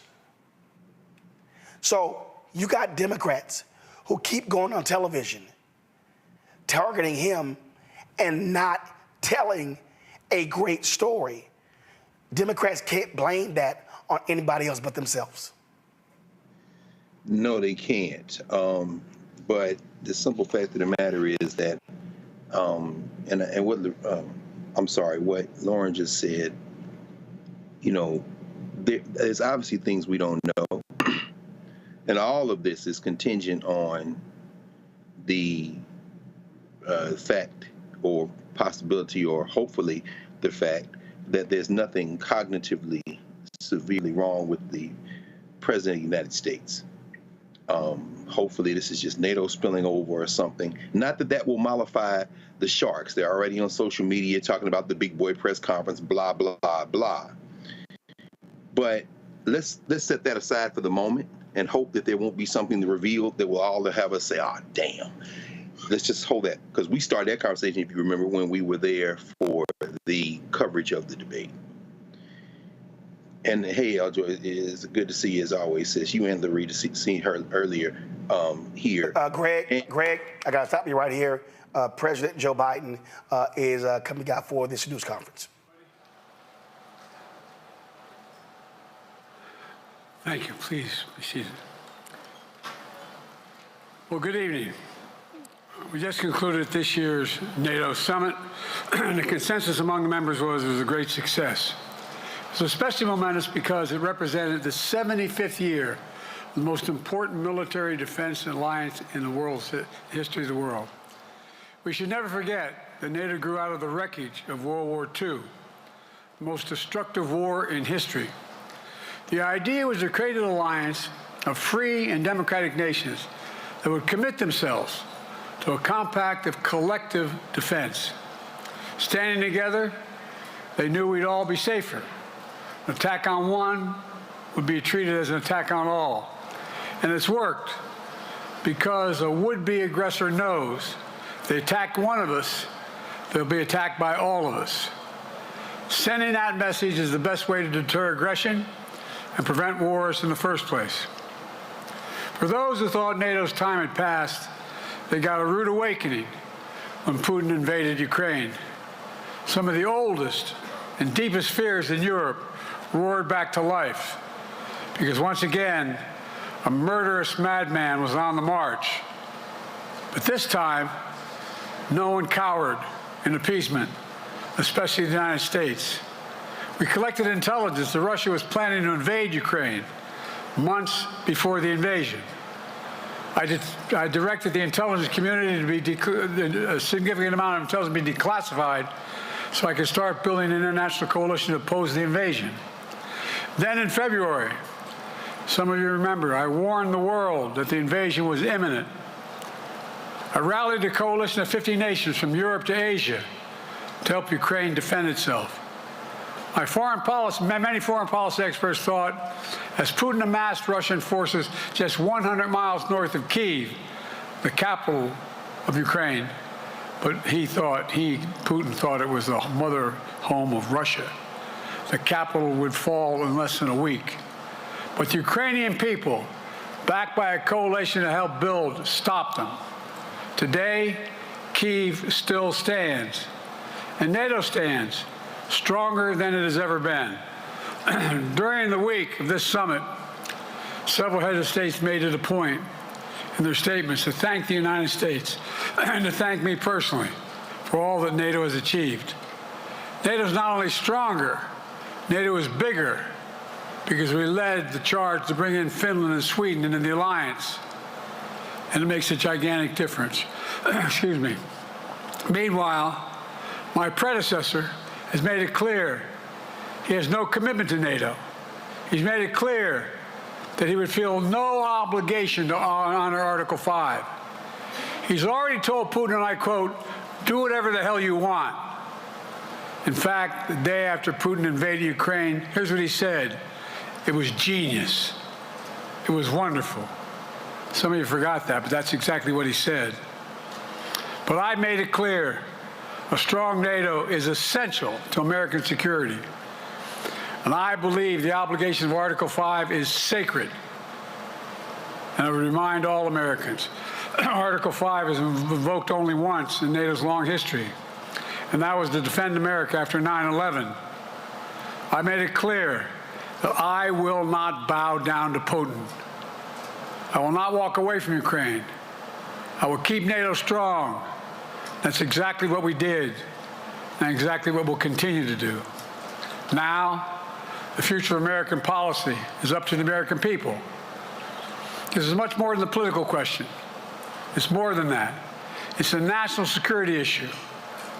Don't reduce this to the usual testament that people talk about, the issues of being a political campaign. It's far too important. It's about the world we live in for decades to come. Every American must ask herself or himself, is the world safer with NATO? Are you safer? Is your family safer? I believe the American people know. The answer to all those questions is yes. And I believe the American people understand that America is stronger because of our alliances. I believe the American consensus from Truman to Reagan to me still holds today. America cannot retreat from the world. We must lead the world. We're an indispensable nation, as Madeleine Albright wrote. Now let me turn to three other key issues. Just this morning, we had a great economic report showing inflation is down. Overall prices fell last month. Core inflation is the lowest it's been in 3 years. Prices are falling for cars, appliances, and airfares. Grocery prices have fallen since the start of the year.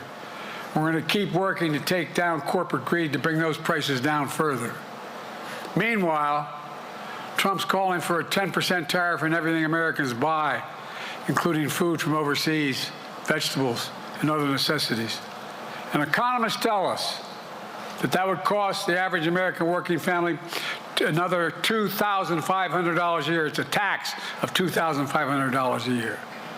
Second, our efforts to secure the border, southern border, is working. After Trump killed the bipartisan effort to secure the border, Republicans and Democrats had worked on, because he thought it would benefit me and make him a loser, Republicans walked away. So I took executive action last month. As a consequence, working with Mexico, border encounters have gone down over 50%.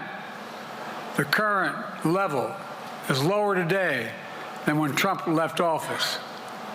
Third, for months, the United States has been working to secure a ceasefire in Gaza, to bring the hostages home, to create a path for peace and stability in the Middle East. 6 weeks ago, I laid out a detailed plan in writing. It was endorsed by the UN Security Council, the G7. That framework is now agreed on by both Israel and Hamas. So I sent my team to the region to hammer out the details. These are difficult, complex issues. There's still gaps to close, but we're making progress. The trend is positive, and I'm determined to get this deal done and bring an end to this war, which should end now. Let me conclude where I began. We're the United States of America. We are the indispensable nation. Our leadership matters. Our partnerships matter. This moment matters. We must rise to meet it. With that, I'll take your questions. I've been given a list of people to call on here. Reuters, Jeff Mason.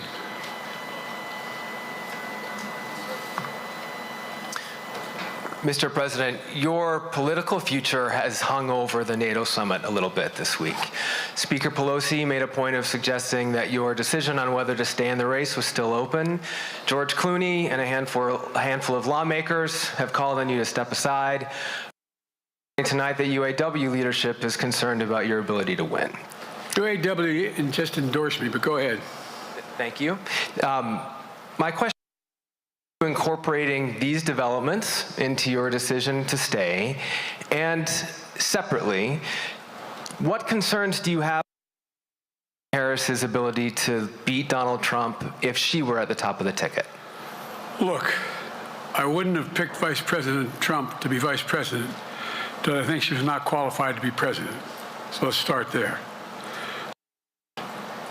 The fact is that the consideration is that I think I'm the most qualified person to run for president. I beat him once, and I will beat him again. Secondly, the idea, I served in the Senate a long time. The idea that senators and Congress running for office worry about the ticket is not unusual. And I might add, there are at least 5 presidents running or incumbent presidents who had lower numbers than I have now, later in the campaign. So there's a long way to go in this campaign. And so I'm just going to keep moving. Because, look, I got more work to do. We've got more work to finish. There's so much, we made so much progress. Think about it. Think about where we are economically relative to the rest of the world. Name me a world leader who wouldn't want to economy. We've created over 800,000 manufacturing jobs, 1.5 million jobs. I mean, so things are moving.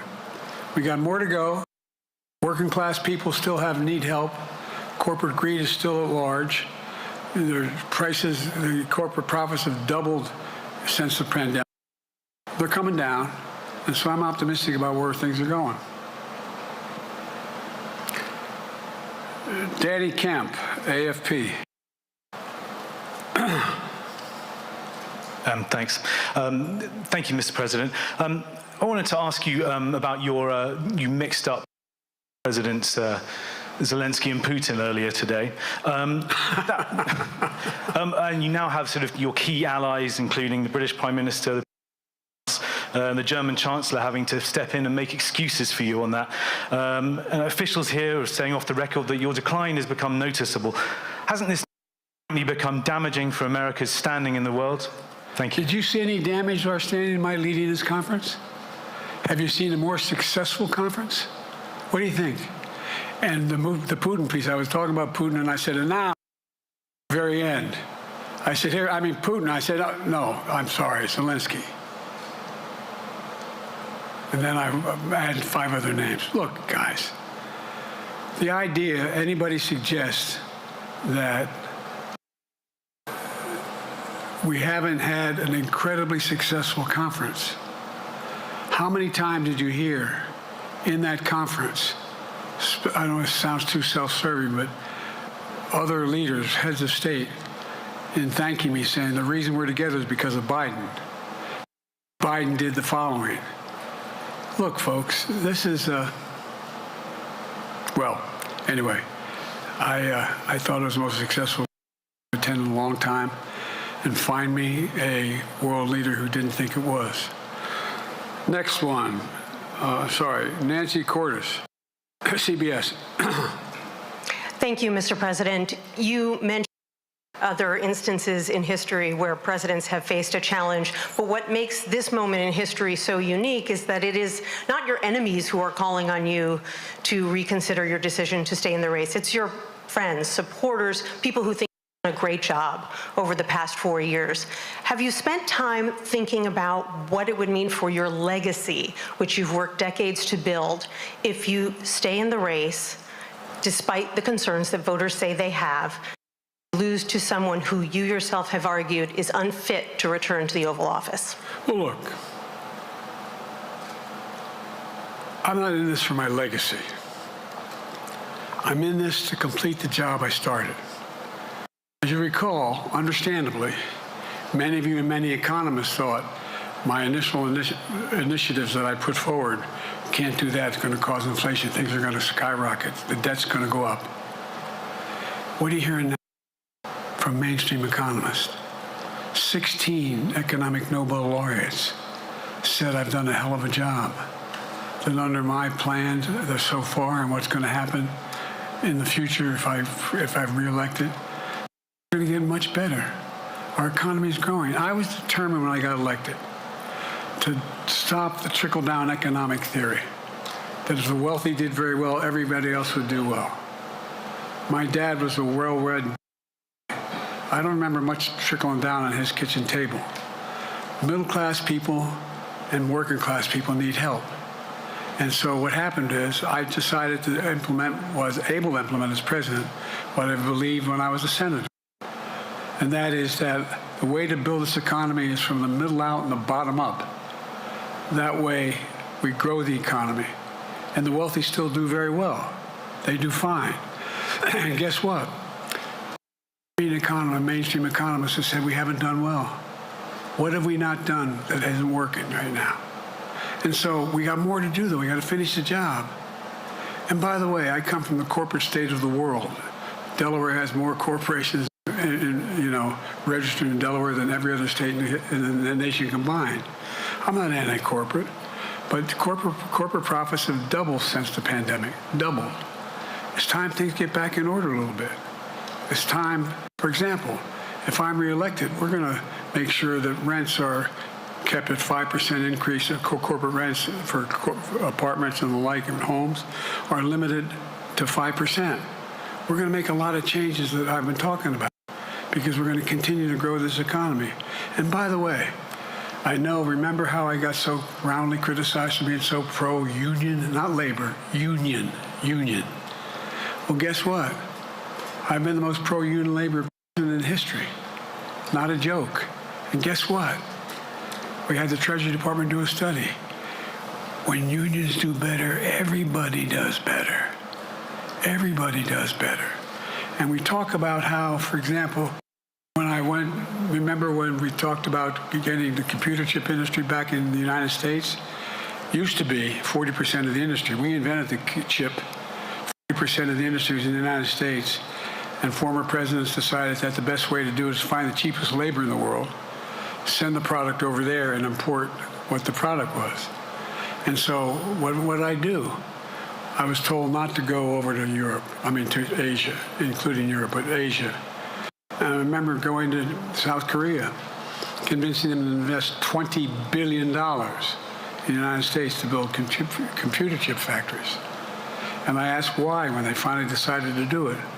And the answer was because you have the safest economy in the world and you have the best workers in the world.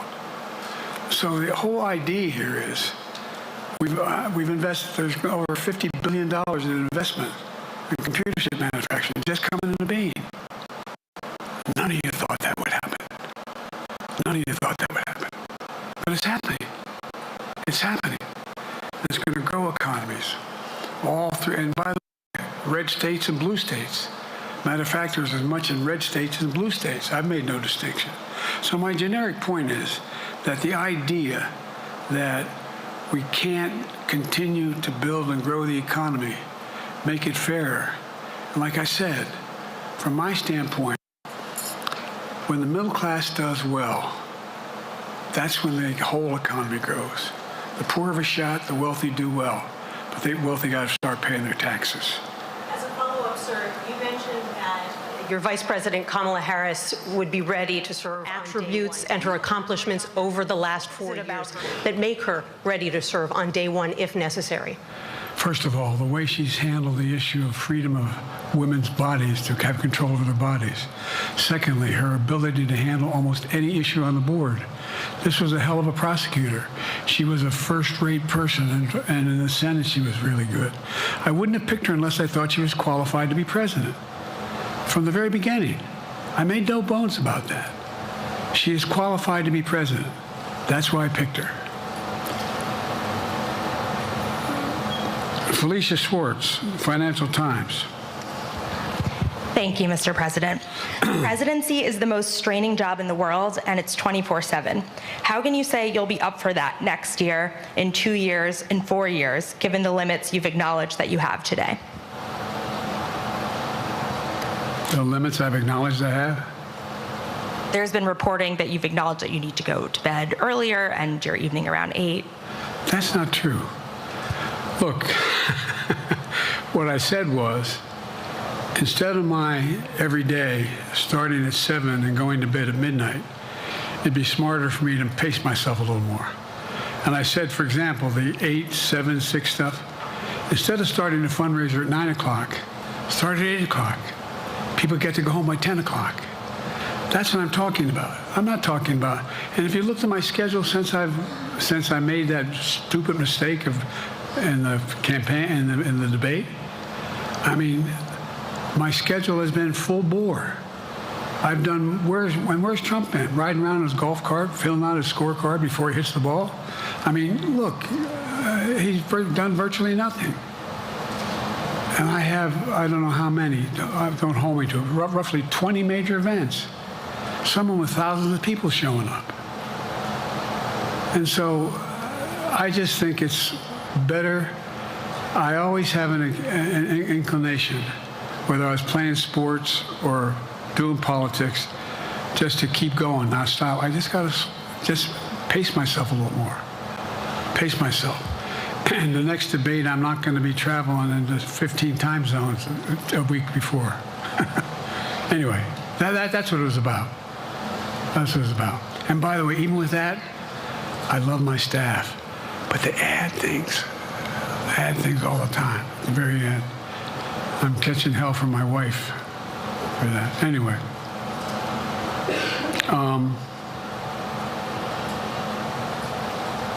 I'm sorry. Zeke Miller, Associated Press. Thank you, Mr. President. 2 questions for you. First, on the NATO summit, President Zelensky, in your meeting with him, he pressed you to lift your limitations on the Ukrainian use of American weapons, saying that, in his public remarks afterwards, saying that Ukraine cannot win the war unless those limitations are lifted. Are you reconsidering your position on that? And then secondly, following up on Felicia's question there, leaders of your own party have said that they're not worried about that debate. They're worried about the next bad night and the bad night after that. How can you reassure the American people that you are up to the task and that there won't be more bad nights at a debate stage or somewhere else? First thing about Zelensky asking for the ability to strike deep into Russia. We've allowed Zelensky to use American weapons in the near term, in the near or abroad, into Russia. Whether or not he should be attacked. For example, should Zelensky, he's not, but if he had the capacity to strike Moscow, strike the Kremlin, would that make sense? It wouldn't. The question is, what's the best use of the weaponry he has and the weaponry we're getting to him? I've gotten him more long-range capacity as well as defensive capacity. And so our military is working. I'm following the advice of my commander-in-chief, the chief of staff of the military, as well as the Secretary of Defense and our intelligence people. And we're making a day-to-day basis on what they should and shouldn't go, how far they should go in. That's a logical thing to do. Second question related to Bad nights, sir. How can you reassure the American people that you won't have more bad nights, whether they be on a debate stage or on some matter of foreign policy? Well, I tell you what, the best way to assure them is the way I assure myself, and that is, am I getting the job done? Am I getting the job done? Can you name me somebody who's gotten more major piece of legislation passed in 3.5 years? I created 2,000 jobs just last week. So if I slow down, I can't get the job done. That's a sign that I shouldn't be doing it. But there's no indication of that yet. None. Who we got here?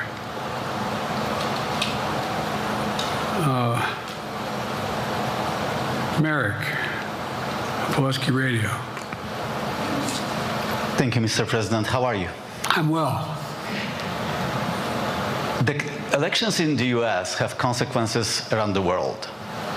You have pretty high standing in Europe. I just asked President Macron about you, and he said we are happy to have him as the President of the United States. But there is a concern. Many people in Poland and across Europe are worried that the former president may win the election. And there's a lot of concern that Donald Trump may weaken NATO, stop supporting Ukraine, or push Ukraine to give up territories to Russia. They're correct. And yourself was warning just a few minutes ago about it. So my question is, do you think that Europe will be left on its own if Donald Trump wins the election? And what's your advice to European leaders to prepare for possible US disengagement? Well, look, I think, how can I say this without sounding too self-serving? I'm not having any of my European allies come up to me and say, Joe, don't run. What I hear them say is, you've got to win. You can't let this guy come forward. It'd be a disaster. It'd be a disaster. I mean, I think he said in one of his rallies, don't hold me to this, recently, where NATO, I just learned about NATO or something to that effect. Foreign policy has never been his strong point. And he seems to have an affinity to people who are authoritarian. That worries, as I tell you from Poland, that worries Europe. That worries Poland. And nobody, including the people of Poland, think that if he wins in Ukraine, he's going to stop in Ukraine, that that's going to be the end of it. And so what I can say is, I think I'm the best qualified person to do the job, to make sure that Ukraine does not fall, that Ukraine succeeds, that the European alliance stays strong. You may recall, no one was talking about Finland joining NATO. I remember talking to Putin right after we got elected in Geneva, and he was talking about what we should do. We couldn't be in Eastern Europe, et cetera. And I said, you're looking for the Finlandization of Ukraine, because you're going to get the NATOization of Finland. And about 4 weeks later, I got a call. No, that's not true. Probably 5 months later, from the president of Finland, could he come and see me? Because in my office, I invited him to the Oval Office. We sat down and talked. He said he wanted to join NATO. Could I help? And I did. It wasn't automatic. And then I got a call from the Swedes. I beg your pardon?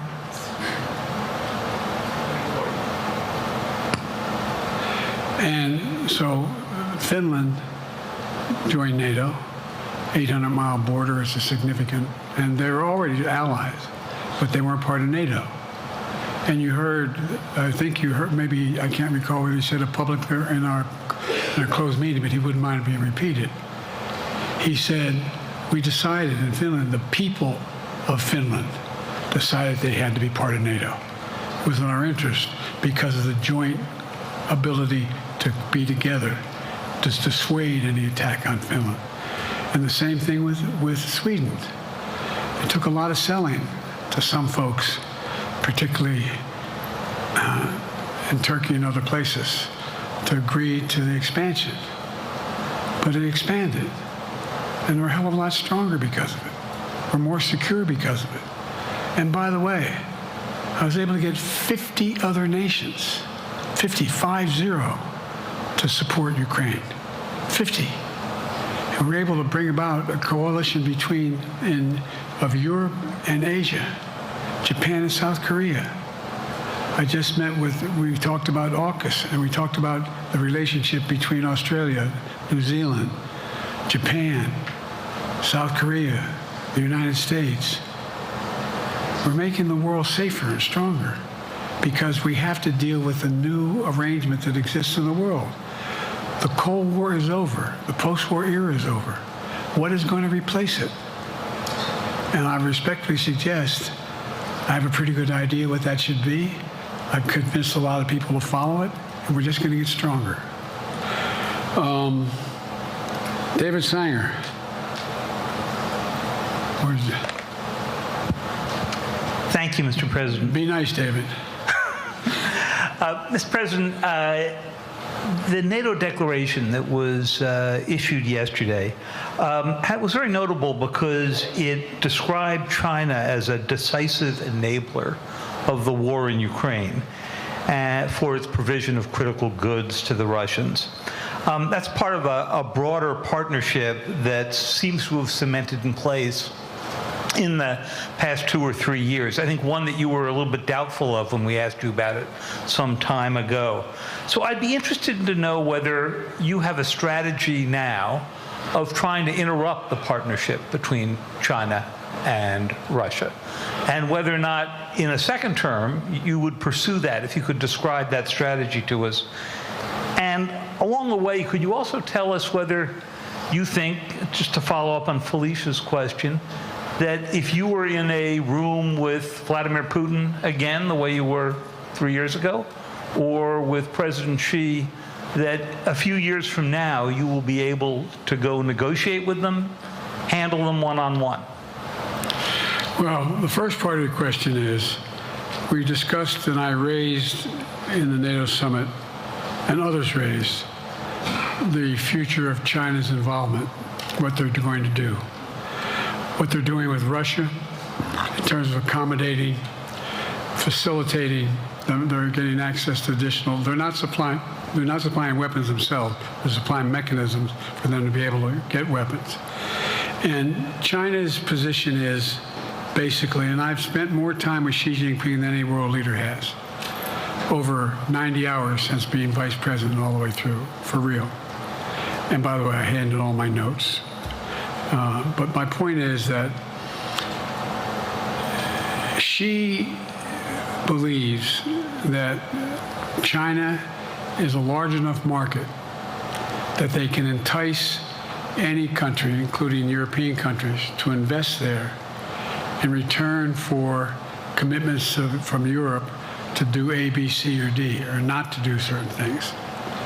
What's happened is we had a long discussion about what we have to make clear. China has to understand that if they are supplying Russia with information and capacity, along with working with North Korea and others to help Russia in armament, that they're not going to benefit economically as a consequence of that by getting the kind of investment they're looking for. And so, for example, we're in a situation where we've reestablished direct contact with China after that, remember the balloon, quote unquote, going down, and all of a sudden things came to an end? Well, we set up a new mechanism.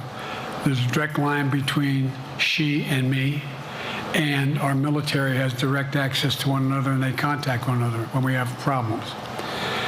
The issue is that we have to make sure that Xi understands there's a price to pay for undercutting both the Pacific Basin as well as Europe, and as it relates to Russia and dealing with Ukraine. And so for example, if you want to invest in China, as you know this area really well, if you want to invest in China, you have to have a 51% Chinese owner. You have to make sure that you do by their rules, and you don't have the authority, and that you have to provide all access to all the data and information you have. There was a while there, as you recall, the last administration and other administrations, where the access to that market was enticing enough to get companies to come in because they had access to over 1 billion people in the market, not 1 billion, but a lot of people in the market. And so they were doing it. But that got curtailed when we started saying we're going to play by the same rules. For example, the idea they don't abide by the international rules related to subsidizing products by the government funding. So guess what? They're not going to be able to export their electric vehicles to the United States without a significant tariff. Others are doing the same thing around the world. But it is a concern. It is a concern that you have both China, North Korea, Russia, Iran, countries that are not necessarily coordinated in the past, looking to figure out how they can have impact. Do you have a strategy to interrupt that impact? Yes, I do, but I'm not prepared to talk about the detail of it in public. And I think you'll see that some of our European friends are going to be curtailing their investment in Russia. In China, as long as China continues to have this indirect help to Russia in terms of being able to help their economy as well as help them as a consequence of that, their ability to fight in Ukraine. The other thing that we talked a lot about is that, and I raised it, and I didn't hear any. I can't swear that everyone agreed because not everyone got to talk about it. But we need a new industrial policy in the West.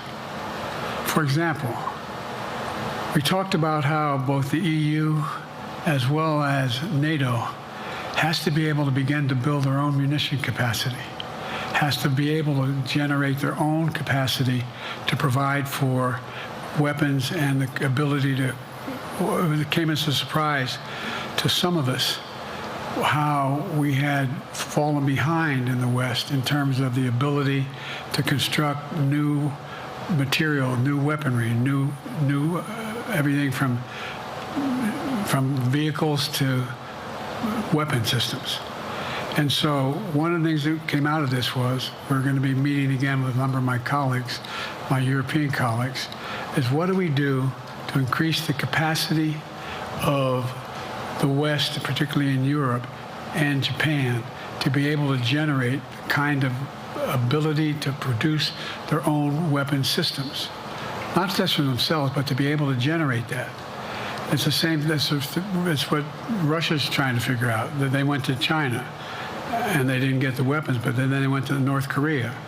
But we're going to be in a position where the West is going to become the industrial base for the ability to have all the defensive weapons that we need. That was a discussion as well. Mr. President, I'm not sure you answered on whether you would be ready to go deal with Putin and Xi 2 or 3 years from now. I'm ready to deal with them now and 3 years from now. Look,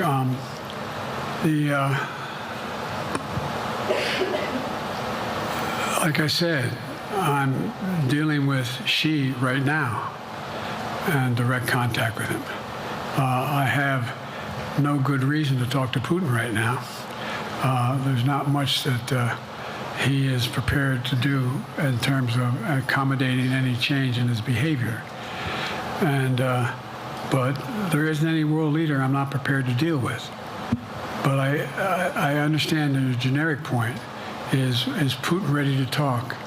I'm not ready to talk to Putin unless Putin's ready to change his behavior. And the idea, look, Putin's got a problem. First of all, in this war that he is supposedly have won, and by the way, I think, don't hold me to the exact number, but I think that Russia had 17.3% of Ukraine that they've conquered. Now it's 17.4. I mean, in terms of percentage of territory. They've not been very successful. They've caused horrible damage and loss of life, but they've also lost over 350,000 troops, military, killed or wounded.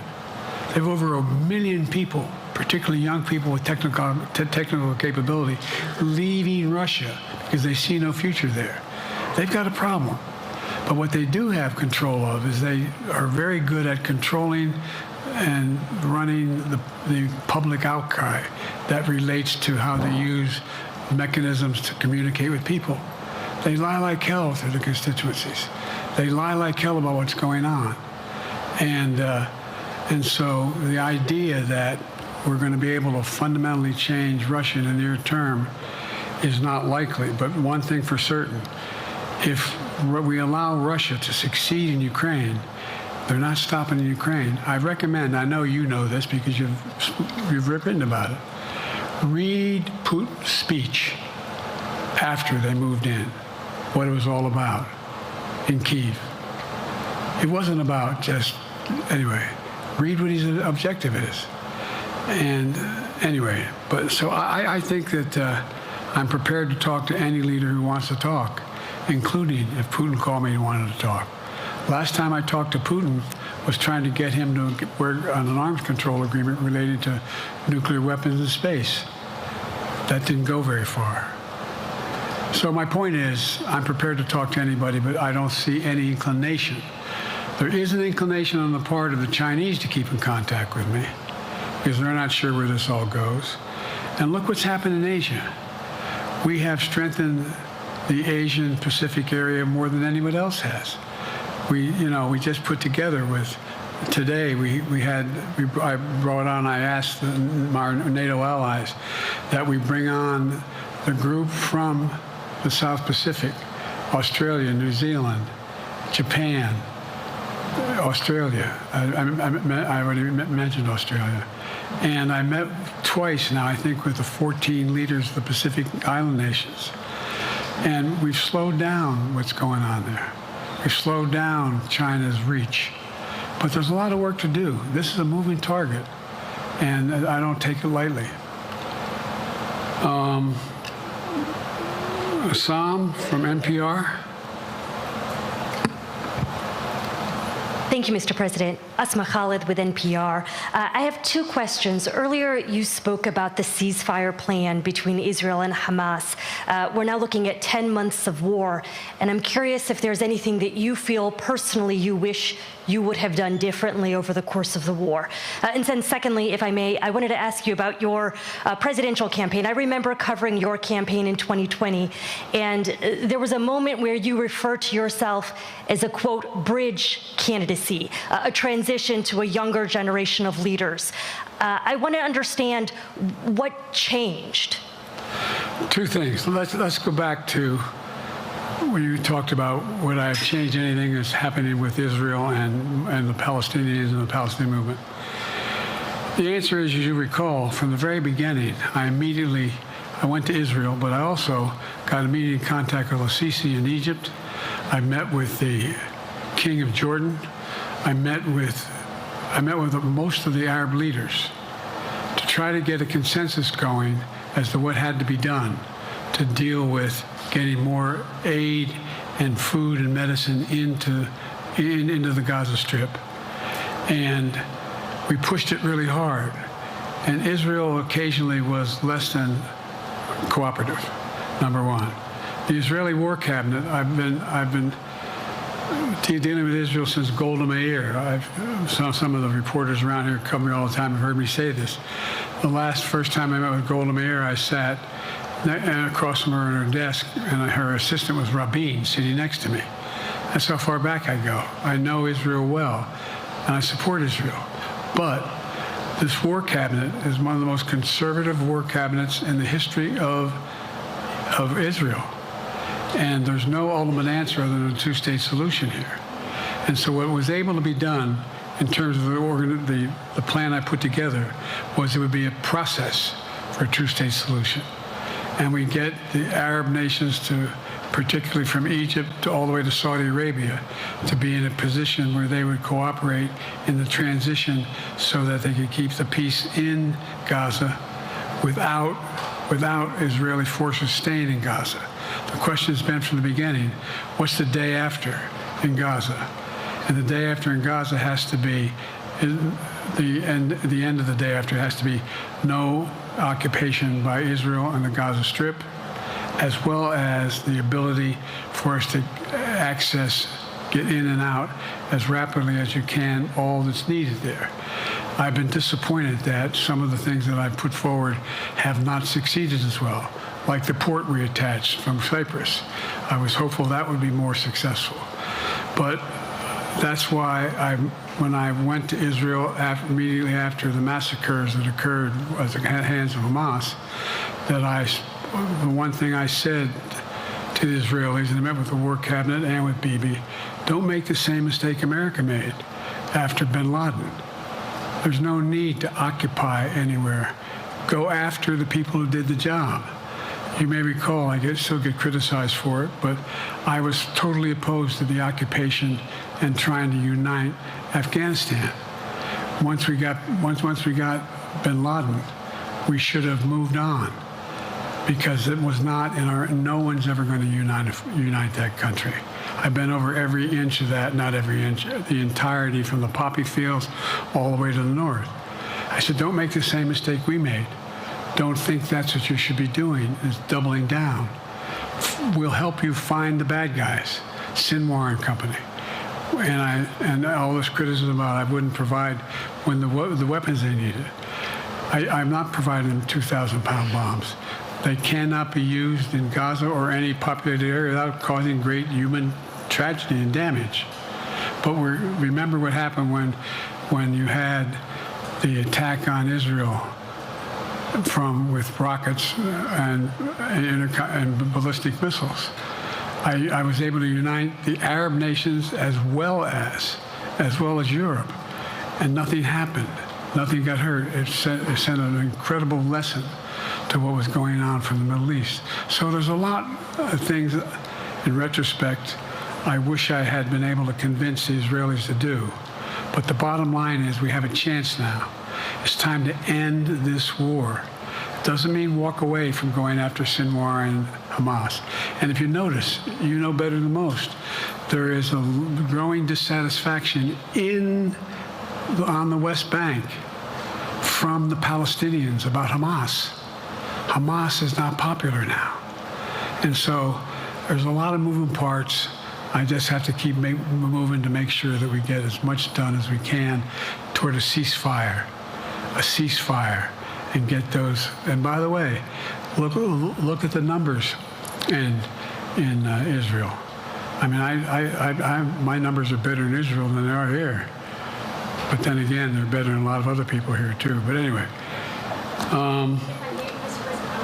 Your bridge candidacy in 2020, you referred to yourself as being a bridge candidate for a younger, fresher generation of Democratic leaders, and I wanted to know what changed. What changed was the gravity of the situation I inherited in terms of the economy, our foreign policy, and domestic division. And I think, I won't put words in anybody's mouth, most presidential historians give me credit for having accomplished more than most any president since Johnson and maybe before that to get major pieces of legislation passed. And what I realized was my long time in the Senate had equipped me to have the wisdom to know how to deal with the Congress, to get things done. We got more major legislation passed that no one thought would happen. And I want to finish it, to get that finished. If tomorrow, if we had a circumstance where there was a lineup and I hadn't inherited what I did and we just moved things along, anyway, it's going to change. Last question. Haley Bull, Scripps. Or no, Josh Weingrove, I'm sorry, was the next one. I'll do 2 more questions. Thank you, Mr. President. Many of your colleagues, Democrats on the Hill, are watching tonight as they assess what they want to say about your candidacy. I'm wondering how you're thinking of this right now. It seems like your answer is clear, but they're watching how things go tonight, tomorrow in Michigan, next week in Texas and Nevada. Are you thinking that way about how the next week or 2 goes would inform your... Am I using that way, you said? Are you thinking that way about how the next 2 weeks go? Will that affect your decision, or are you fully determined on running in November as the party's nominee? I'm determined on running, but I think it's important that I allay fears by let them see me out there.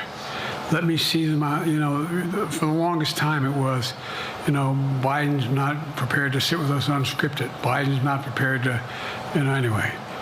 And so what I'm doing is, and I've been doing, I think we've done over 20 major events, from Wisconsin to North Carolina to demonstrate that I'm going out in the areas where we think we can win, where we can persuade people to move our way, or people are already there. And then look, the other thing is, we have the most extensive campaign organization of anybody's had in a long, long time.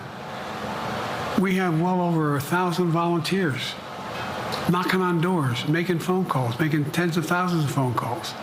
We have headquarters, I forget exactly how many, I don't want to cite a number and then find out I'm off, but we have scores of headquarters in all the toss-up states. We're organized, we're moving, and that's awful hard to replace in the near term. And so, and here's the other thing.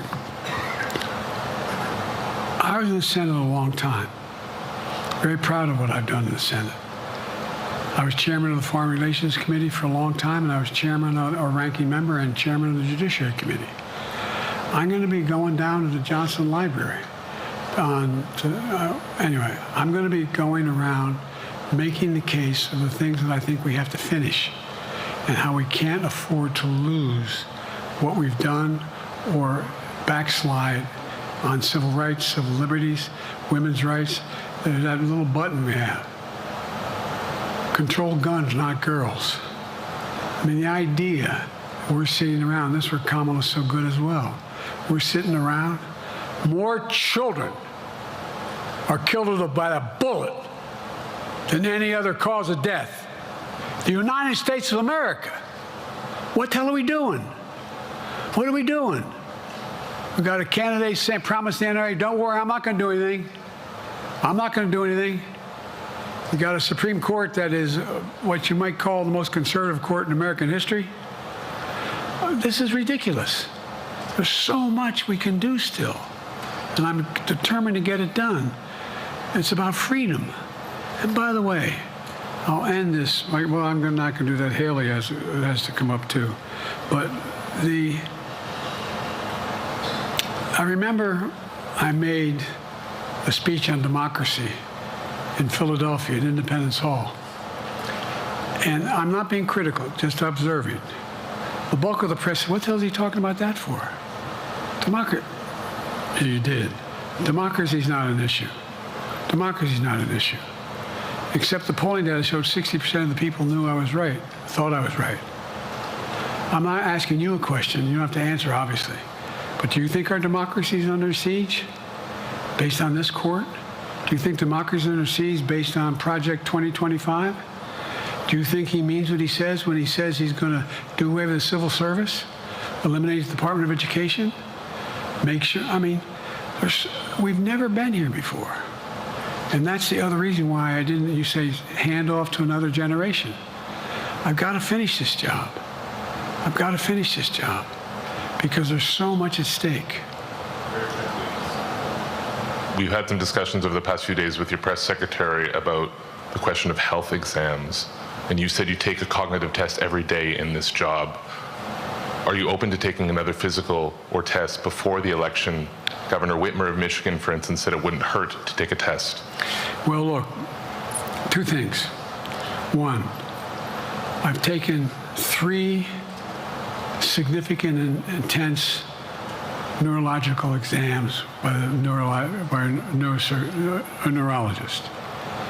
In each case, as recently as February. And they say I'm in good shape, okay? Although I do have a little problem with my left foot because it's not as sensitive because I broke my foot and didn't wear the boot. But I'm good.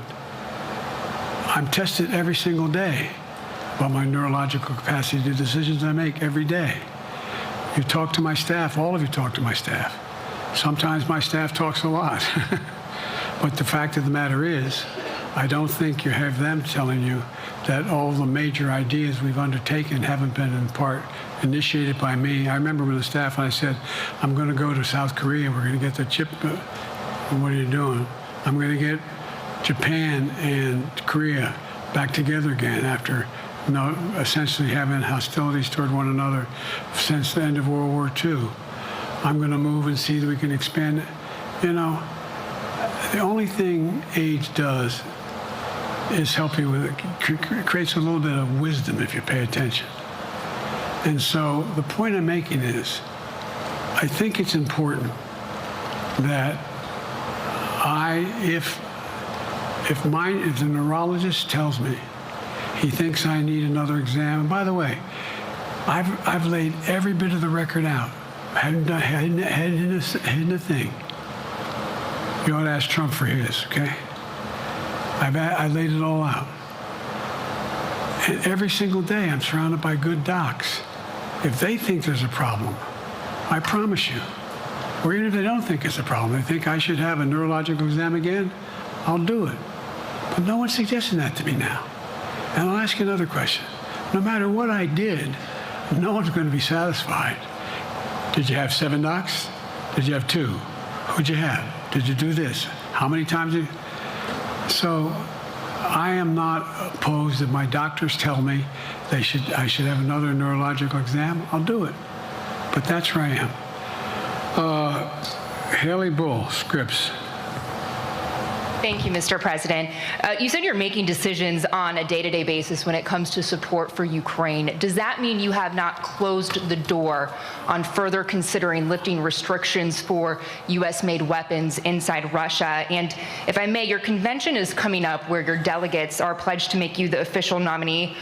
If they have second thoughts, are they free to vote their conscience? Obviously, they're free to do whatever they want, but I get overwhelming support. Overwhelming support. I won, I forget how many votes I won in the primary. Overwhelming. And so tomorrow, if all of a sudden I show up at the convention, everybody says, we want somebody else, that's the democratic process. It's not going to happen. Even if that means they vote for someone else? Sure. Look, I'll end this with this. I served in the Senate a long time. I understand the impetus of candidates running for local office and whether they think the topic can help them or not. In my state of Delaware, which was a very, at least it was a red state when I started, in terms of where you now talk red and blue.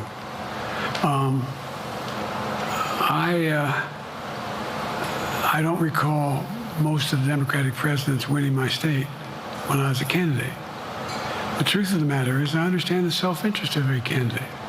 If they think that, running with Biden at the top is going to hurt them, then they're going to run away. I get it. But so far, go and look at the polling data in their states. Look at the in-depth, and by the way, I think you'd all acknowledge, and you're all experts. I'm not being solicitous about the president. You're experts on this stuff. How accurate does anybody think the polls are these days? I can give you a series of polls where you have likely voters, me versus Trump, where I win all the time. When the unlikely voters vote, he wins sometimes. The bottom line is all the polling data right now, which I think is premature because the campaign really hasn't even started. I mean, it hadn't started in earnest yet. Most of the time, it doesn't start till after September, after Labor Day. So a lot can happen. But I think I'm the best I believe I'm the best qualified to govern. And I think I'm the best qualified to win. But there are other people who could beat Trump too. But it's awful start from scratch. And, we talk about money raised. We're not doing bad. We got about $220 million in the bank. And we're doing well. So with that, you have want to follow up on any of that you just asked me? Yes. You earlier explained confidence in your vice president. Yes. If your team came back and showed you data that she would fare better against former President Donald Trump, would you reconsider your decision to stay in the race? No, unless they came back and said, there's no way you can win. Me. No one's saying that. No poll says that. Mr. President, Thank you. This ends tonight's press conference. Thanks, everybody.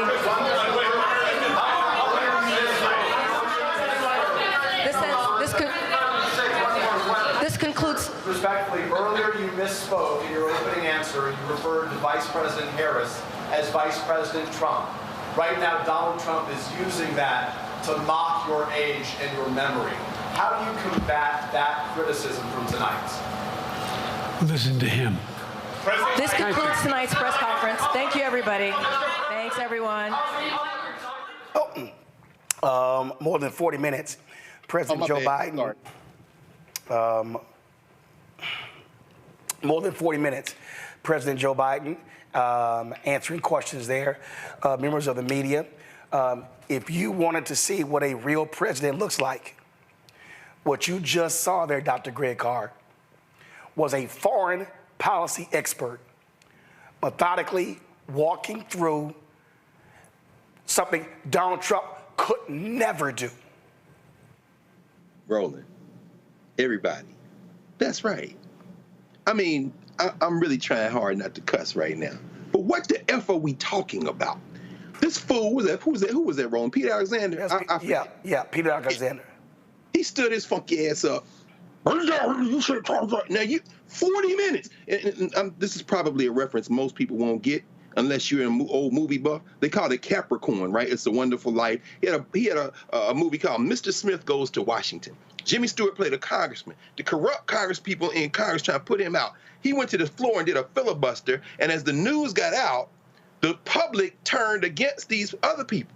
He just gave a mini version of that. It wasn't a drop dead.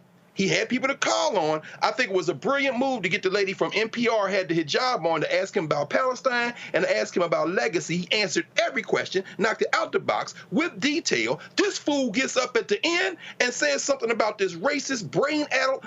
Biden even got Project 2025 in. And here come Peter Alexander. Think about you said Trump instead of Harris. What do you mean? And the perfect answer, unscripted, while his staff's trying to get him off stage after he smiles, that smile that you said, we all said 2 weeks ago he should have been giving to Trump the whole time. What does Joe Biden say? Listen to him. And walks out, drops the mic. Anybody, look, if you know something Axelrod or Pluff, if you know something Chocolate Wonder Obama, if you know something James Carville, if you know something Movie Boys, Reiner and George Clooney, if you know something Big Gretch, if you know something Gavin Newsom about Joe Biden's health or something that we don't know, it's time to talk. Other than that, shut the fuck up, Nancy Pelosi, all of y'all, be quiet, because we're not listening anyway, but y'all gonna stop this bullshit. And if you keep it going after tonight, then we know that you're not only dishonest, you're against us too. L. Joy, okay, he said Vice President Trump instead of Vice President Harris. Later he talks about her. Okay, and. I mean, okay, he said that. The man started going through China, Japan, start walking through countries. We negotiated this, and this. Give me a break. Yeah, and to make the connection, what you said earlier in talking about some of the data where people watched the debate and, did he have gas and things of that nature and a bit slower than people are used to either him responding or wanting people to respond? Yes, but more importantly, people saw that he was able to speak to policy. Here, he was able to focus on foreign policy, which we know he has the greatest strength in this contest in general. And so people are able to put aside a gaffe here or there. It reminded me, Roland, of when your mom is calling you and she called all the siblings before she gets to your name. Listen. I got nine nieces. I got 4 nephews. All right. I can't tell you. So my sister Levita has 4 kids. Okay. Her oldest daughter is Chloe. Her other daughter is Faith. I'll be like, Chloe, I'm like, you know who the hell I'm talking to? Yeah. But I mean, we make fun of my mom all the time. She'd be like, Joy, Tiffany, Kara, and this is like, Mom, I am not Tiffany, right? So we get it, right? But it would be something if that was that gaffe and. But as you said, we just watched him for close to an hour stand and be responsive to questions, answer every single question, go in detail, in depth. And what more do you want? And it's reminiscent of our dearly departed Joe Madison. Is just like, do you want an orgasm? Like, what do you want? You know, Lauren, I remember Jake Tapper saying, oh, he needs to stand up there and do a 2-hour news conference. Dude, come on. And again, you watched him methodically walk through negotiating with world leaders. Let's be perfectly clear to all of the debate people. Donald Trump could never do what we just watched. Yeah, well, that's obvious. I mean, it's obvious that Donald Trump could never do any of that. He can't answer any questions on foreign policy, period. Certainly nothing in depth on China or Russia or anything else. And that's why the media has to be indicted in this moment, particularly the New York Times, the butthurt emails, New York Times, that's always trying to figure out a way to divert everybody's attention onto something that is beside the point of the fact that we have an extremely dangerous person running for president as the Republican nominee, which is something they begrudgingly bring up. And I'm still confused as to whether or not Joe Kahn or anybody else at the New York Times really cares about the First Amendment, saving our democracy, and protecting us from fascism under Donald Trump, which they have declared they're going to do in a 900-page document. And instead, the New York Times has chosen to invest itself in whatever they need to invest itself in to make money and get clicks to a website. That's what I think they're doing. It's extremely, of course, hard to verify that, but every move that they make is in that direction. And, you know, as for this press conference tonight, there were a few really good questions in there. The journalist that asked the bridge question, you know, you said you were the bridge candidate. That was the NPR reporter. That was a really good question. And I can assure you that the control room back in New York at NBC was in Peter Alexander's ear telling him to you gotta get up and yell at him about the gaffe. You got to get up and yell and make that clip and make that, ooh, we got to get that for viral, whatever, and we'll put it on the newscast. I mean, you could just feel it in Peter Alexander jumping up and just having to ask. But this is what the media has become. This is how they make money. They get it through attention, they get it through clicks, and they'll do anything to get it. It's embarrassing in a time when you have Donald Trump on the ballot. That's really the thing that people need to understand, that the other person is so dangerous. But having said that, I don't think it's too much to ask to get a press conference, once every 2 months, 3 months. And this White House, I think his staff has not served him well. I think they've been trying to hide him. And I think it's obvious that they've been trying to hide him. We understand why that is, but if you're going to do it with your full chest. Hide him. Absolutely, actually do hide him, and don't say anything. But they're trying to sort of pretend and have it both ways, and you can't do that. I thought, Joy, first of all, you saw when guns came up, there was a second wind. Yeah. And that his whole tone changed. Yeah. Yeah, and he's doing something. He did something in this press conference that, I just said before that we need to do on the ground. He talked about his record and what he has done. He also talked about what's at stake, right? What we need to vote against. And then he also talked about what we still have left to do. Right? He talked about his passion came through, not only in talking about gun violence, but also talking about regulating guns and not girls, right? He talked about that as well. And so he is staying on his message. He is clear about what his role is, to talk about his successes, to talk about what's at stake if this other guy gets in, and to talk about what is still left to do and what we need to do once we are reelected. And kind of discipline that both he has and Vice President has, that she also talks about, right? The issues and the things that are left to be done. That is the messaging that we should take away from this, rather than, as Dr. Carr has mentioned, just focusing on one aspect, one gaffe in the beginning of the press conference, rather than close to an hour of him laying out that strategy. He also, which I thought was important, the economic issues. But Greg, Lauren just said something, and this is why I think it's important. And I tweeted this, and I texted to some people. The reason this was the perfect news conference is because foreign policy reporters are not performative. That's right. What Lauren said about Peter Alexander, that's White House correspondents. They're performative. And so had he done this in a White House news conference, you would have 30 people trying to go viral. You would have networks wanting to compete with the gotcha question. But you had people who asked questions about Poland, Xi in China.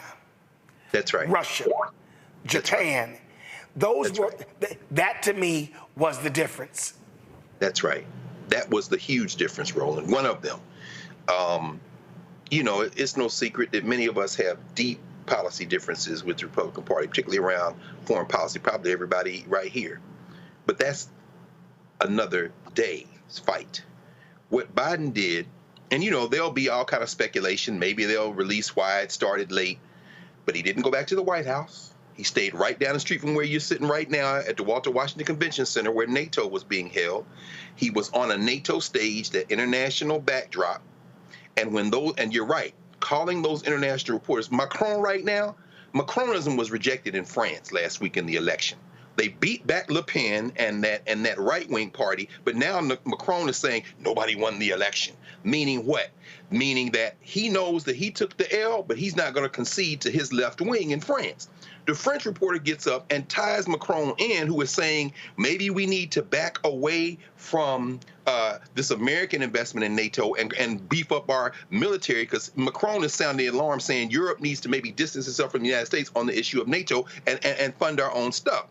I'm saying that because Financial Times reported today that there were people from some of these European countries who met with some former White House staffers under Trump, trying to hedge their bets in case Trump gets back in. Notice he called a reporter from the Financial Times. What you have put your finger on now is absolutely the strategy that he had. One of them, he put the international community on notice to back them off, because God knows that the four corners of the United States continent are not where the conversation ends. These people are on the phones all over the place. And at the same time, finally, and this is where I think, Eljoy, your experience as you're discussing it tonight, and of course over the arc of your work, is very important. This ground game that the Democrats always seem stupidly not to ever really dig into, leaving it to the rest of us, Black Voter Matters, everything Eljoy's been doing, and so many other people. Joe Biden may be in a stronger position now. As he said, the campaign really ain't started yet. We got the Republicans next week, the Olympics, and then the Democrats. He might be in a stronger position now because of what happened in the debate. I'm not saying he is, but consider this. Because, Eljoy, I know the first time I saw you physically was when you were in South Carolina campaigning for Kamala Harris. She gets beaten in the primary. There was some ambivalence in some parts of Black communities around her.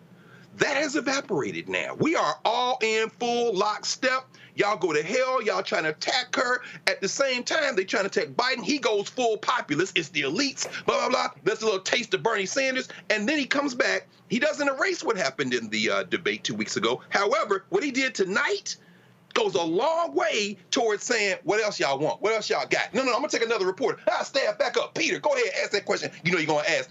Ask him. Drops the mic, walks off. He might be in a stronger position if we look back in retrospect now. Yep.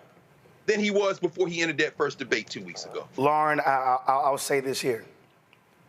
And Congressman Jim Clyburn has suggested this several times. And the Biden campaign should immediately do this. do town halls. Allow him to be able to. Did you see the question? I don't know the guy's name.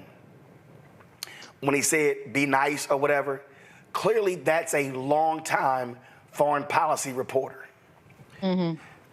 I go back to the Uni Journalists of Color when I was one of the 4 people to interview President George W. Bush. And Bush was 2 things. He could be curt when he wasn't in a good mood. He could be playful when he was in a good mood. I wanted to get him comfortable. I wanted to get him feeling in a nice cocoon, which is why we were able to get 2 questions each as opposed to 1. The reason I'm saying that, Joe Biden feeds off of people.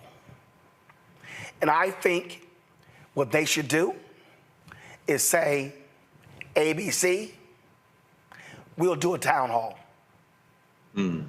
MSNBC, we'll do a town hall.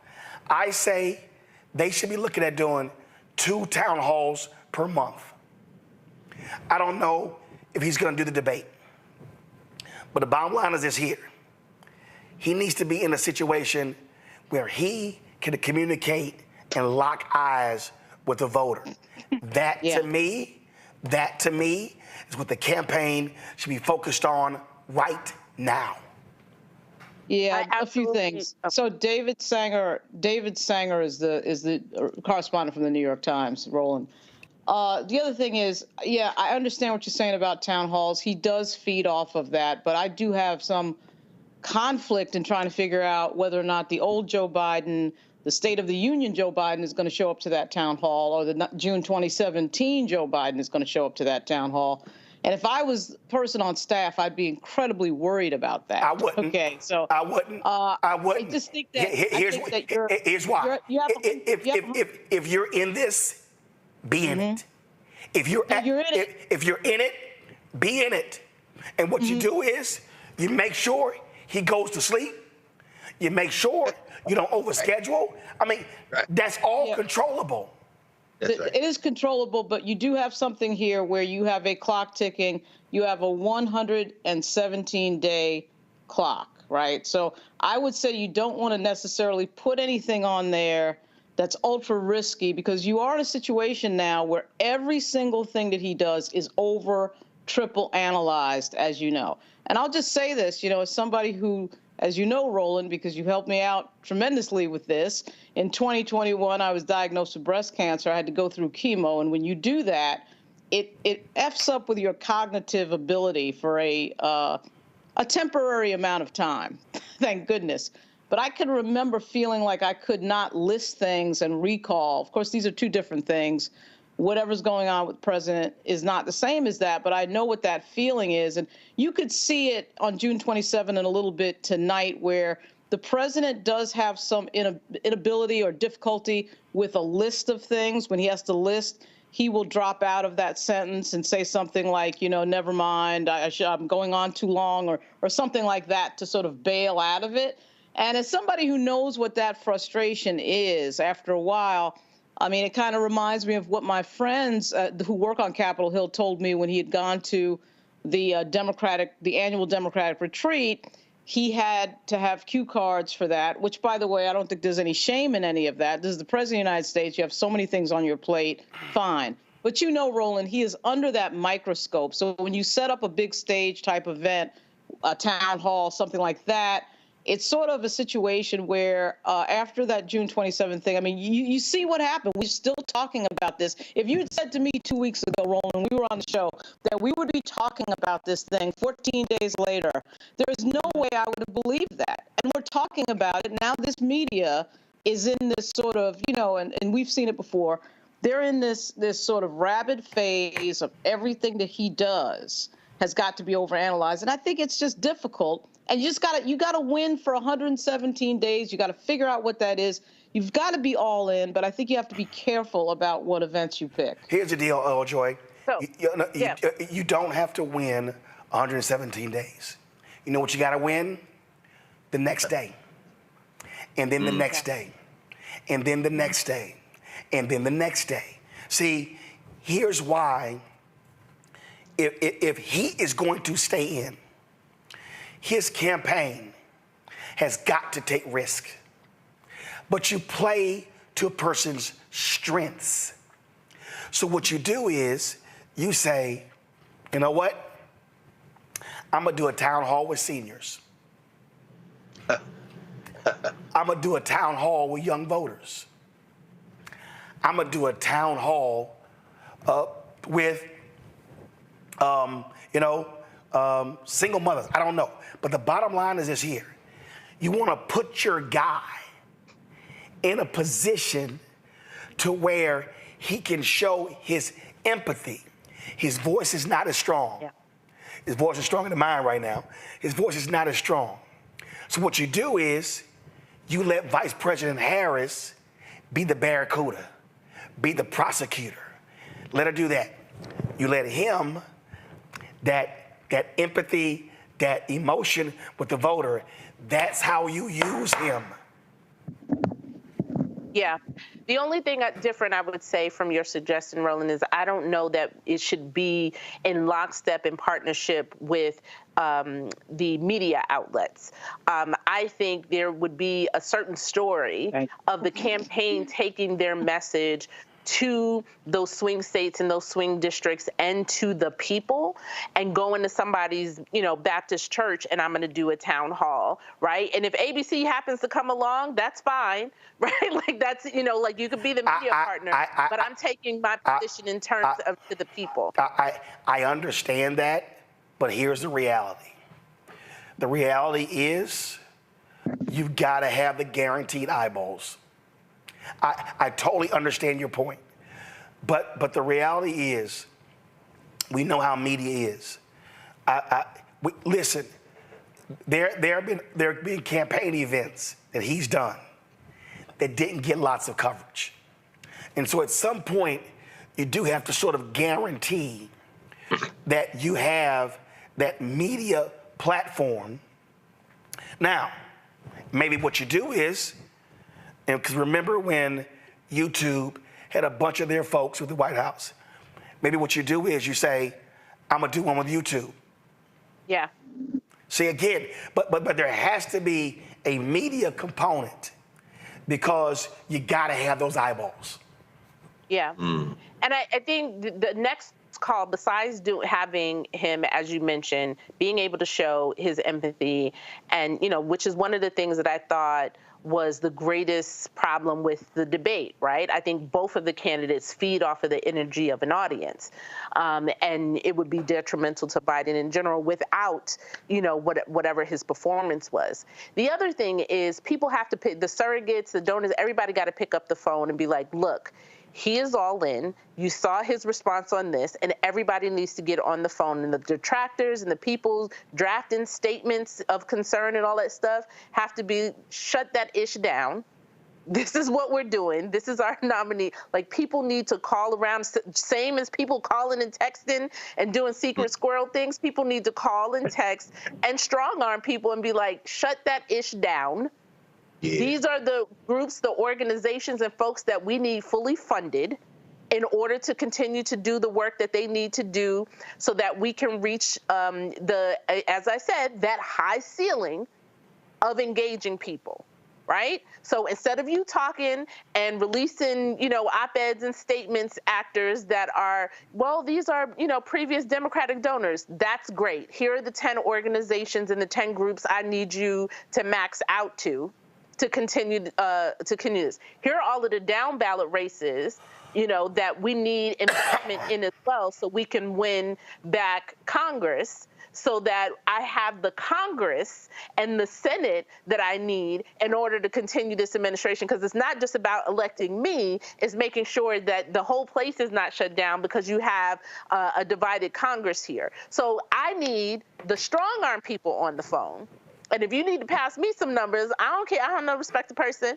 I will call somebody from an unmasked number or whatever to shut that ish down. Here are the organizations. Here are the groups. Here's the cities I need you to visit. Here are the places I need you to go talk to. Here is the work I need you to do. And that is somebody in the Biden team, the group of people need to lock themselves in a conference room and make those calls starting at 6 p.m. and moving all the way until all of this is shut down. So, yeah. So let me woosah before I go here.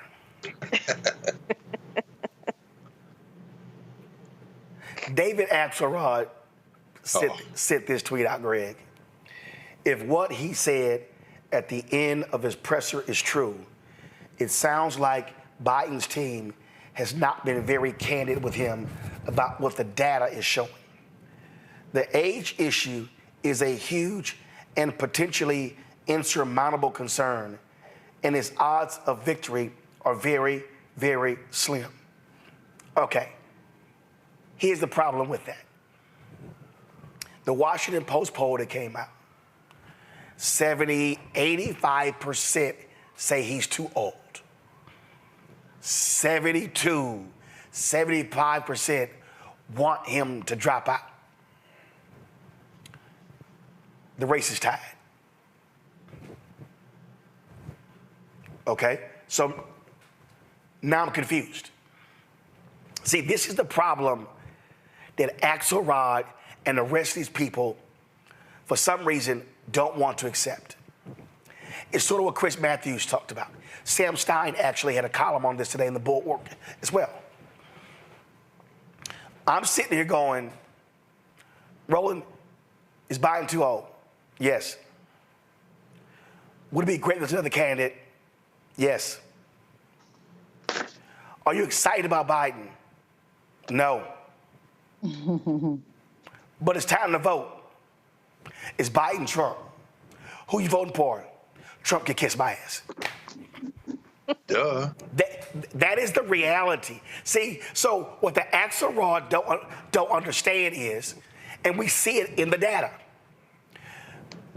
Adrian Shropshire last night, she said it's been a 15-point increase in black support since the previous poll. Yeah. She said it's trending this way because I saw that I sent you and Lauren, there was a tweet where this one guy pulled some data and he said when undecideds are pushed as to who they're going to support, 80% break for Biden. So even though people say he's old, want another candidate, they're judging him based upon the buffoon on the other side. Right. Absolutely. Absolutely. You know, there's a saying. Lauren, Greg, go ahead. That's all right. I'll keep mine short, and then Lauren, please. I mean, this is so important conversation we're having. Frankly, maybe we'll end up knowing it. I think we all want to know what David Axelrod and David Plouffe know, what Reiner and George Clooney know, what Barack Obama knows that we don't, because clearly it has them convicted to engage in full-bred idiocy at this point. I've never been a big Barack Obama fan. I was excited that he became president, voted for him, out there campaigning. It's very beautiful. But we got stuck with the bill for Barack Obama. That would be called Donald Trump and Trumpism, which was always present but had an avatar at that point. Joe Biden has been able to get a lot accomplished, more than Obama, and Obama should shut the fuck up at this point. And his clownish advisors, Plouffe and Axelrod, who those soft white nationalists who find Barack Obama palpable because he's not. Hopefully, Wes Moore is who people thought Barack Obama was, because Barack Obama is definitely not that guy, although he can dap up basketball players going to the Olympics and all that kind of thing. But let's be very clear about this at this point. Either they've got to know something we don't, and we need to know it now, because the delegates for the Democrat, and y'all help me, especially, you know the inner workings of this better than I do, but don't they start voting soon? I mean, they start locking in advance of the convention. In other words, this is inevitable. They are acting apoplectic at this point. So either y'all know something we don't, or the alternative, which is terrible to contemplate, but perhaps is easier to understand. This is all politics. Y'all ain't never been down with Joe Biden like that for real. Y'all don't like Kamala Harris, and you scared of Westmore, whatever happens next. And the people you closer to, Barry, I'm talking about maybe it's the governor of Michigan, maybe it's your friend in California. You don't want them boxed out because black people may be getting ready to run out Boston over the next 20 years in terms of the presidency. You're willing to risk all of our stuff, and we still didn't get the things you was running around talking about hope and change for in 2008. But you want to get your finger out the pie and get your funky minders out the pie too. Yeah, Greg, brutal, Greg, brutal. I think that I think that you have to remember that we ended up with Hillary running first because of Barack Obama, right? Because he was the one that wanted Hillary to go first. Then she ends up losing, and we end up with Donald Trump. Okay. Right. When really, if you think about it, it should have been Biden. Obviously, your vice president would probably go first, and then Biden would have probably would have gone for 8 years, and we would be sitting here right now with this set of issues with regard to his age. There's an old saying, lead follower, get out of the way. And apparently these people really don't want to get out of the way. Whatever it is that they know, Greg, whatever it is that they know that they've just got to tell us, David Axelrod and James Carville and the dude bros of Obama and all these people, whatever it is, they should have known it 2 years ago, a year ago, 6 months ago, when we were deciding on delegates, when we were deciding on whether or not who was going to run again. They should have known it at least 6 months ago. And now. That's right.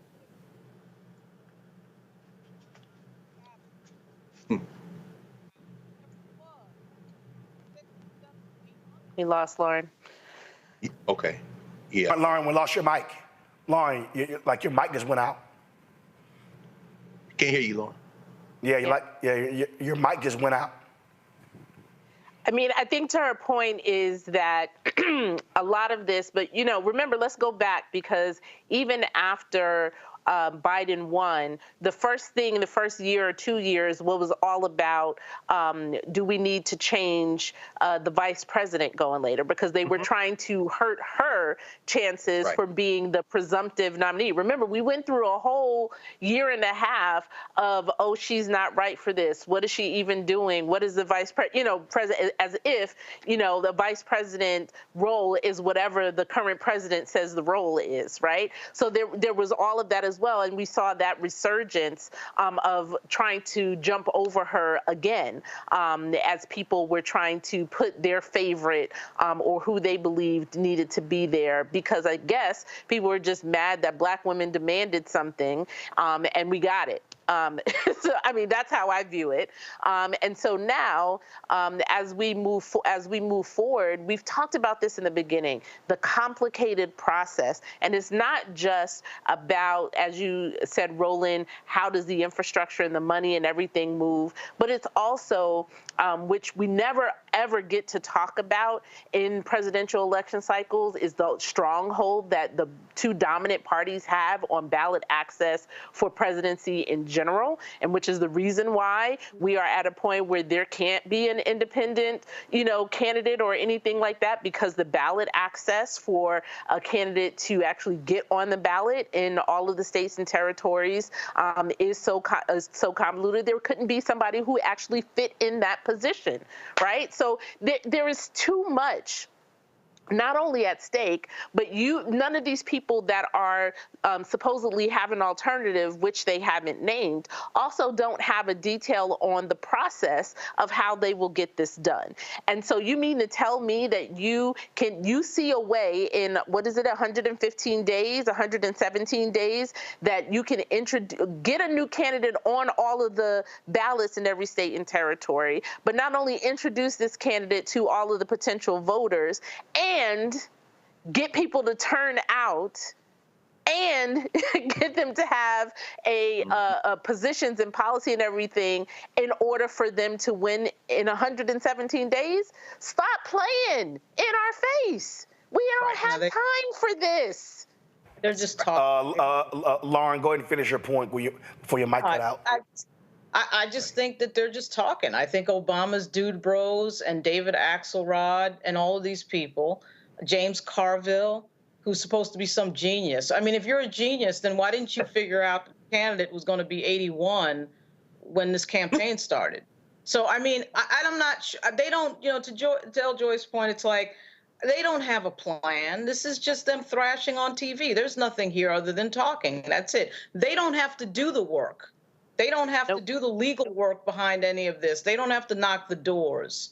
So, I mean, with all due respect to Obama's dude bros, I don't think they know what they're talking about. Frankly, I really don't. I don't hear a plan. I just hear we have to get rid of the candidate that you were about to nominate next month. And then there's no plan B attached to it. Well, there's got to be a plan B attached to it. I mean, you can't just say get rid of the candidate and then have no plan. So I don't know what the heck they're doing, and I don't know that they do either. Meanwhile, Roland. Go ahead. Meanwhile, Final Roland, comment. Yeah, meanwhile, again, we're wasting time on this when the RNC, when the Republicans have a whole voter suppression plan where they are recruiting people to be at poll sites and to make sure that they have people in order to invalidate votes and stuff. We have other things to do. Stop playing in our face and get to work. Yeah, that's right. That's right. At the end of the news conference, Joe Biden said, listen to him. Well, watch this. I think you should take a cognitive test like I did. I took a cognitive test and I aced it. Doc Ronnie Johnson, does everyone know Ronnie Johnson, congressman from Texas? He was the White House doctor. How good did Elise Stepanek do? You know, we've endorsed Dr. Oz.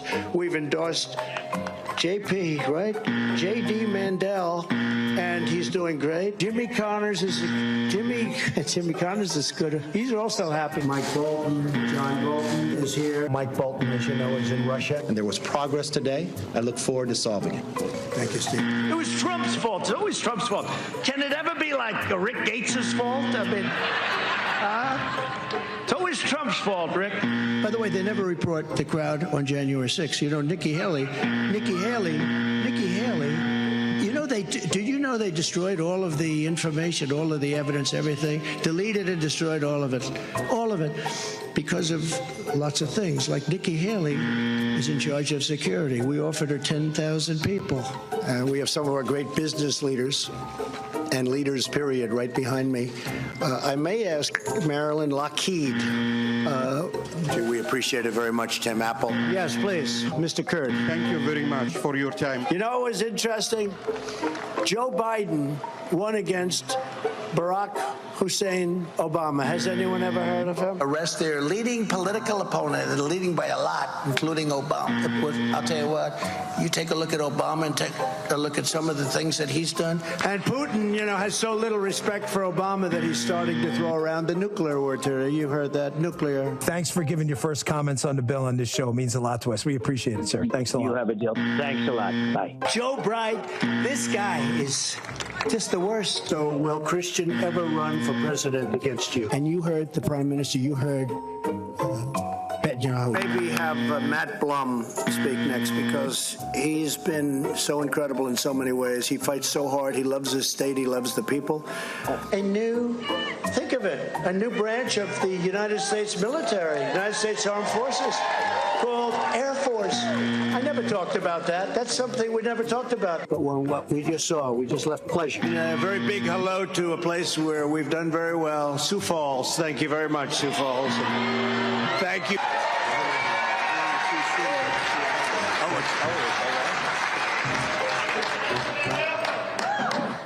So, Sioux City, let me ask you, and the worst president in the history of our country who is cognitively impaired, we would be in World War II very quickly.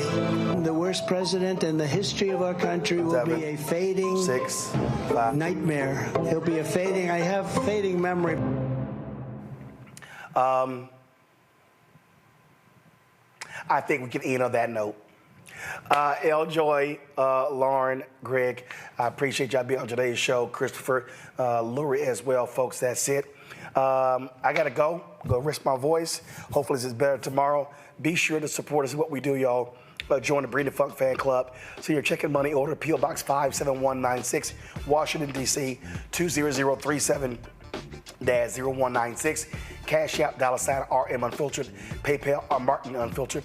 Venmo is RM Unfiltered. Zelle, Roland at RolandSMartin.com. Roland at RolandMartinUnfiltered.com. And be sure to get the Black Star Network app. Be sure to download it.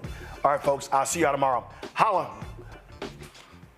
Black Star Network is here. Oh, no punch! I'm real revolutionary right now. Thank you for being the voice of Black America. All momentum we have now, we have to keep this going. The video looks phenomenal. See, this difference between Black Star Network and Black-owned media and something like CNN. You can't be Black-owned media and be scared. It's time to be smart. Bring your eyeballs home. You dig?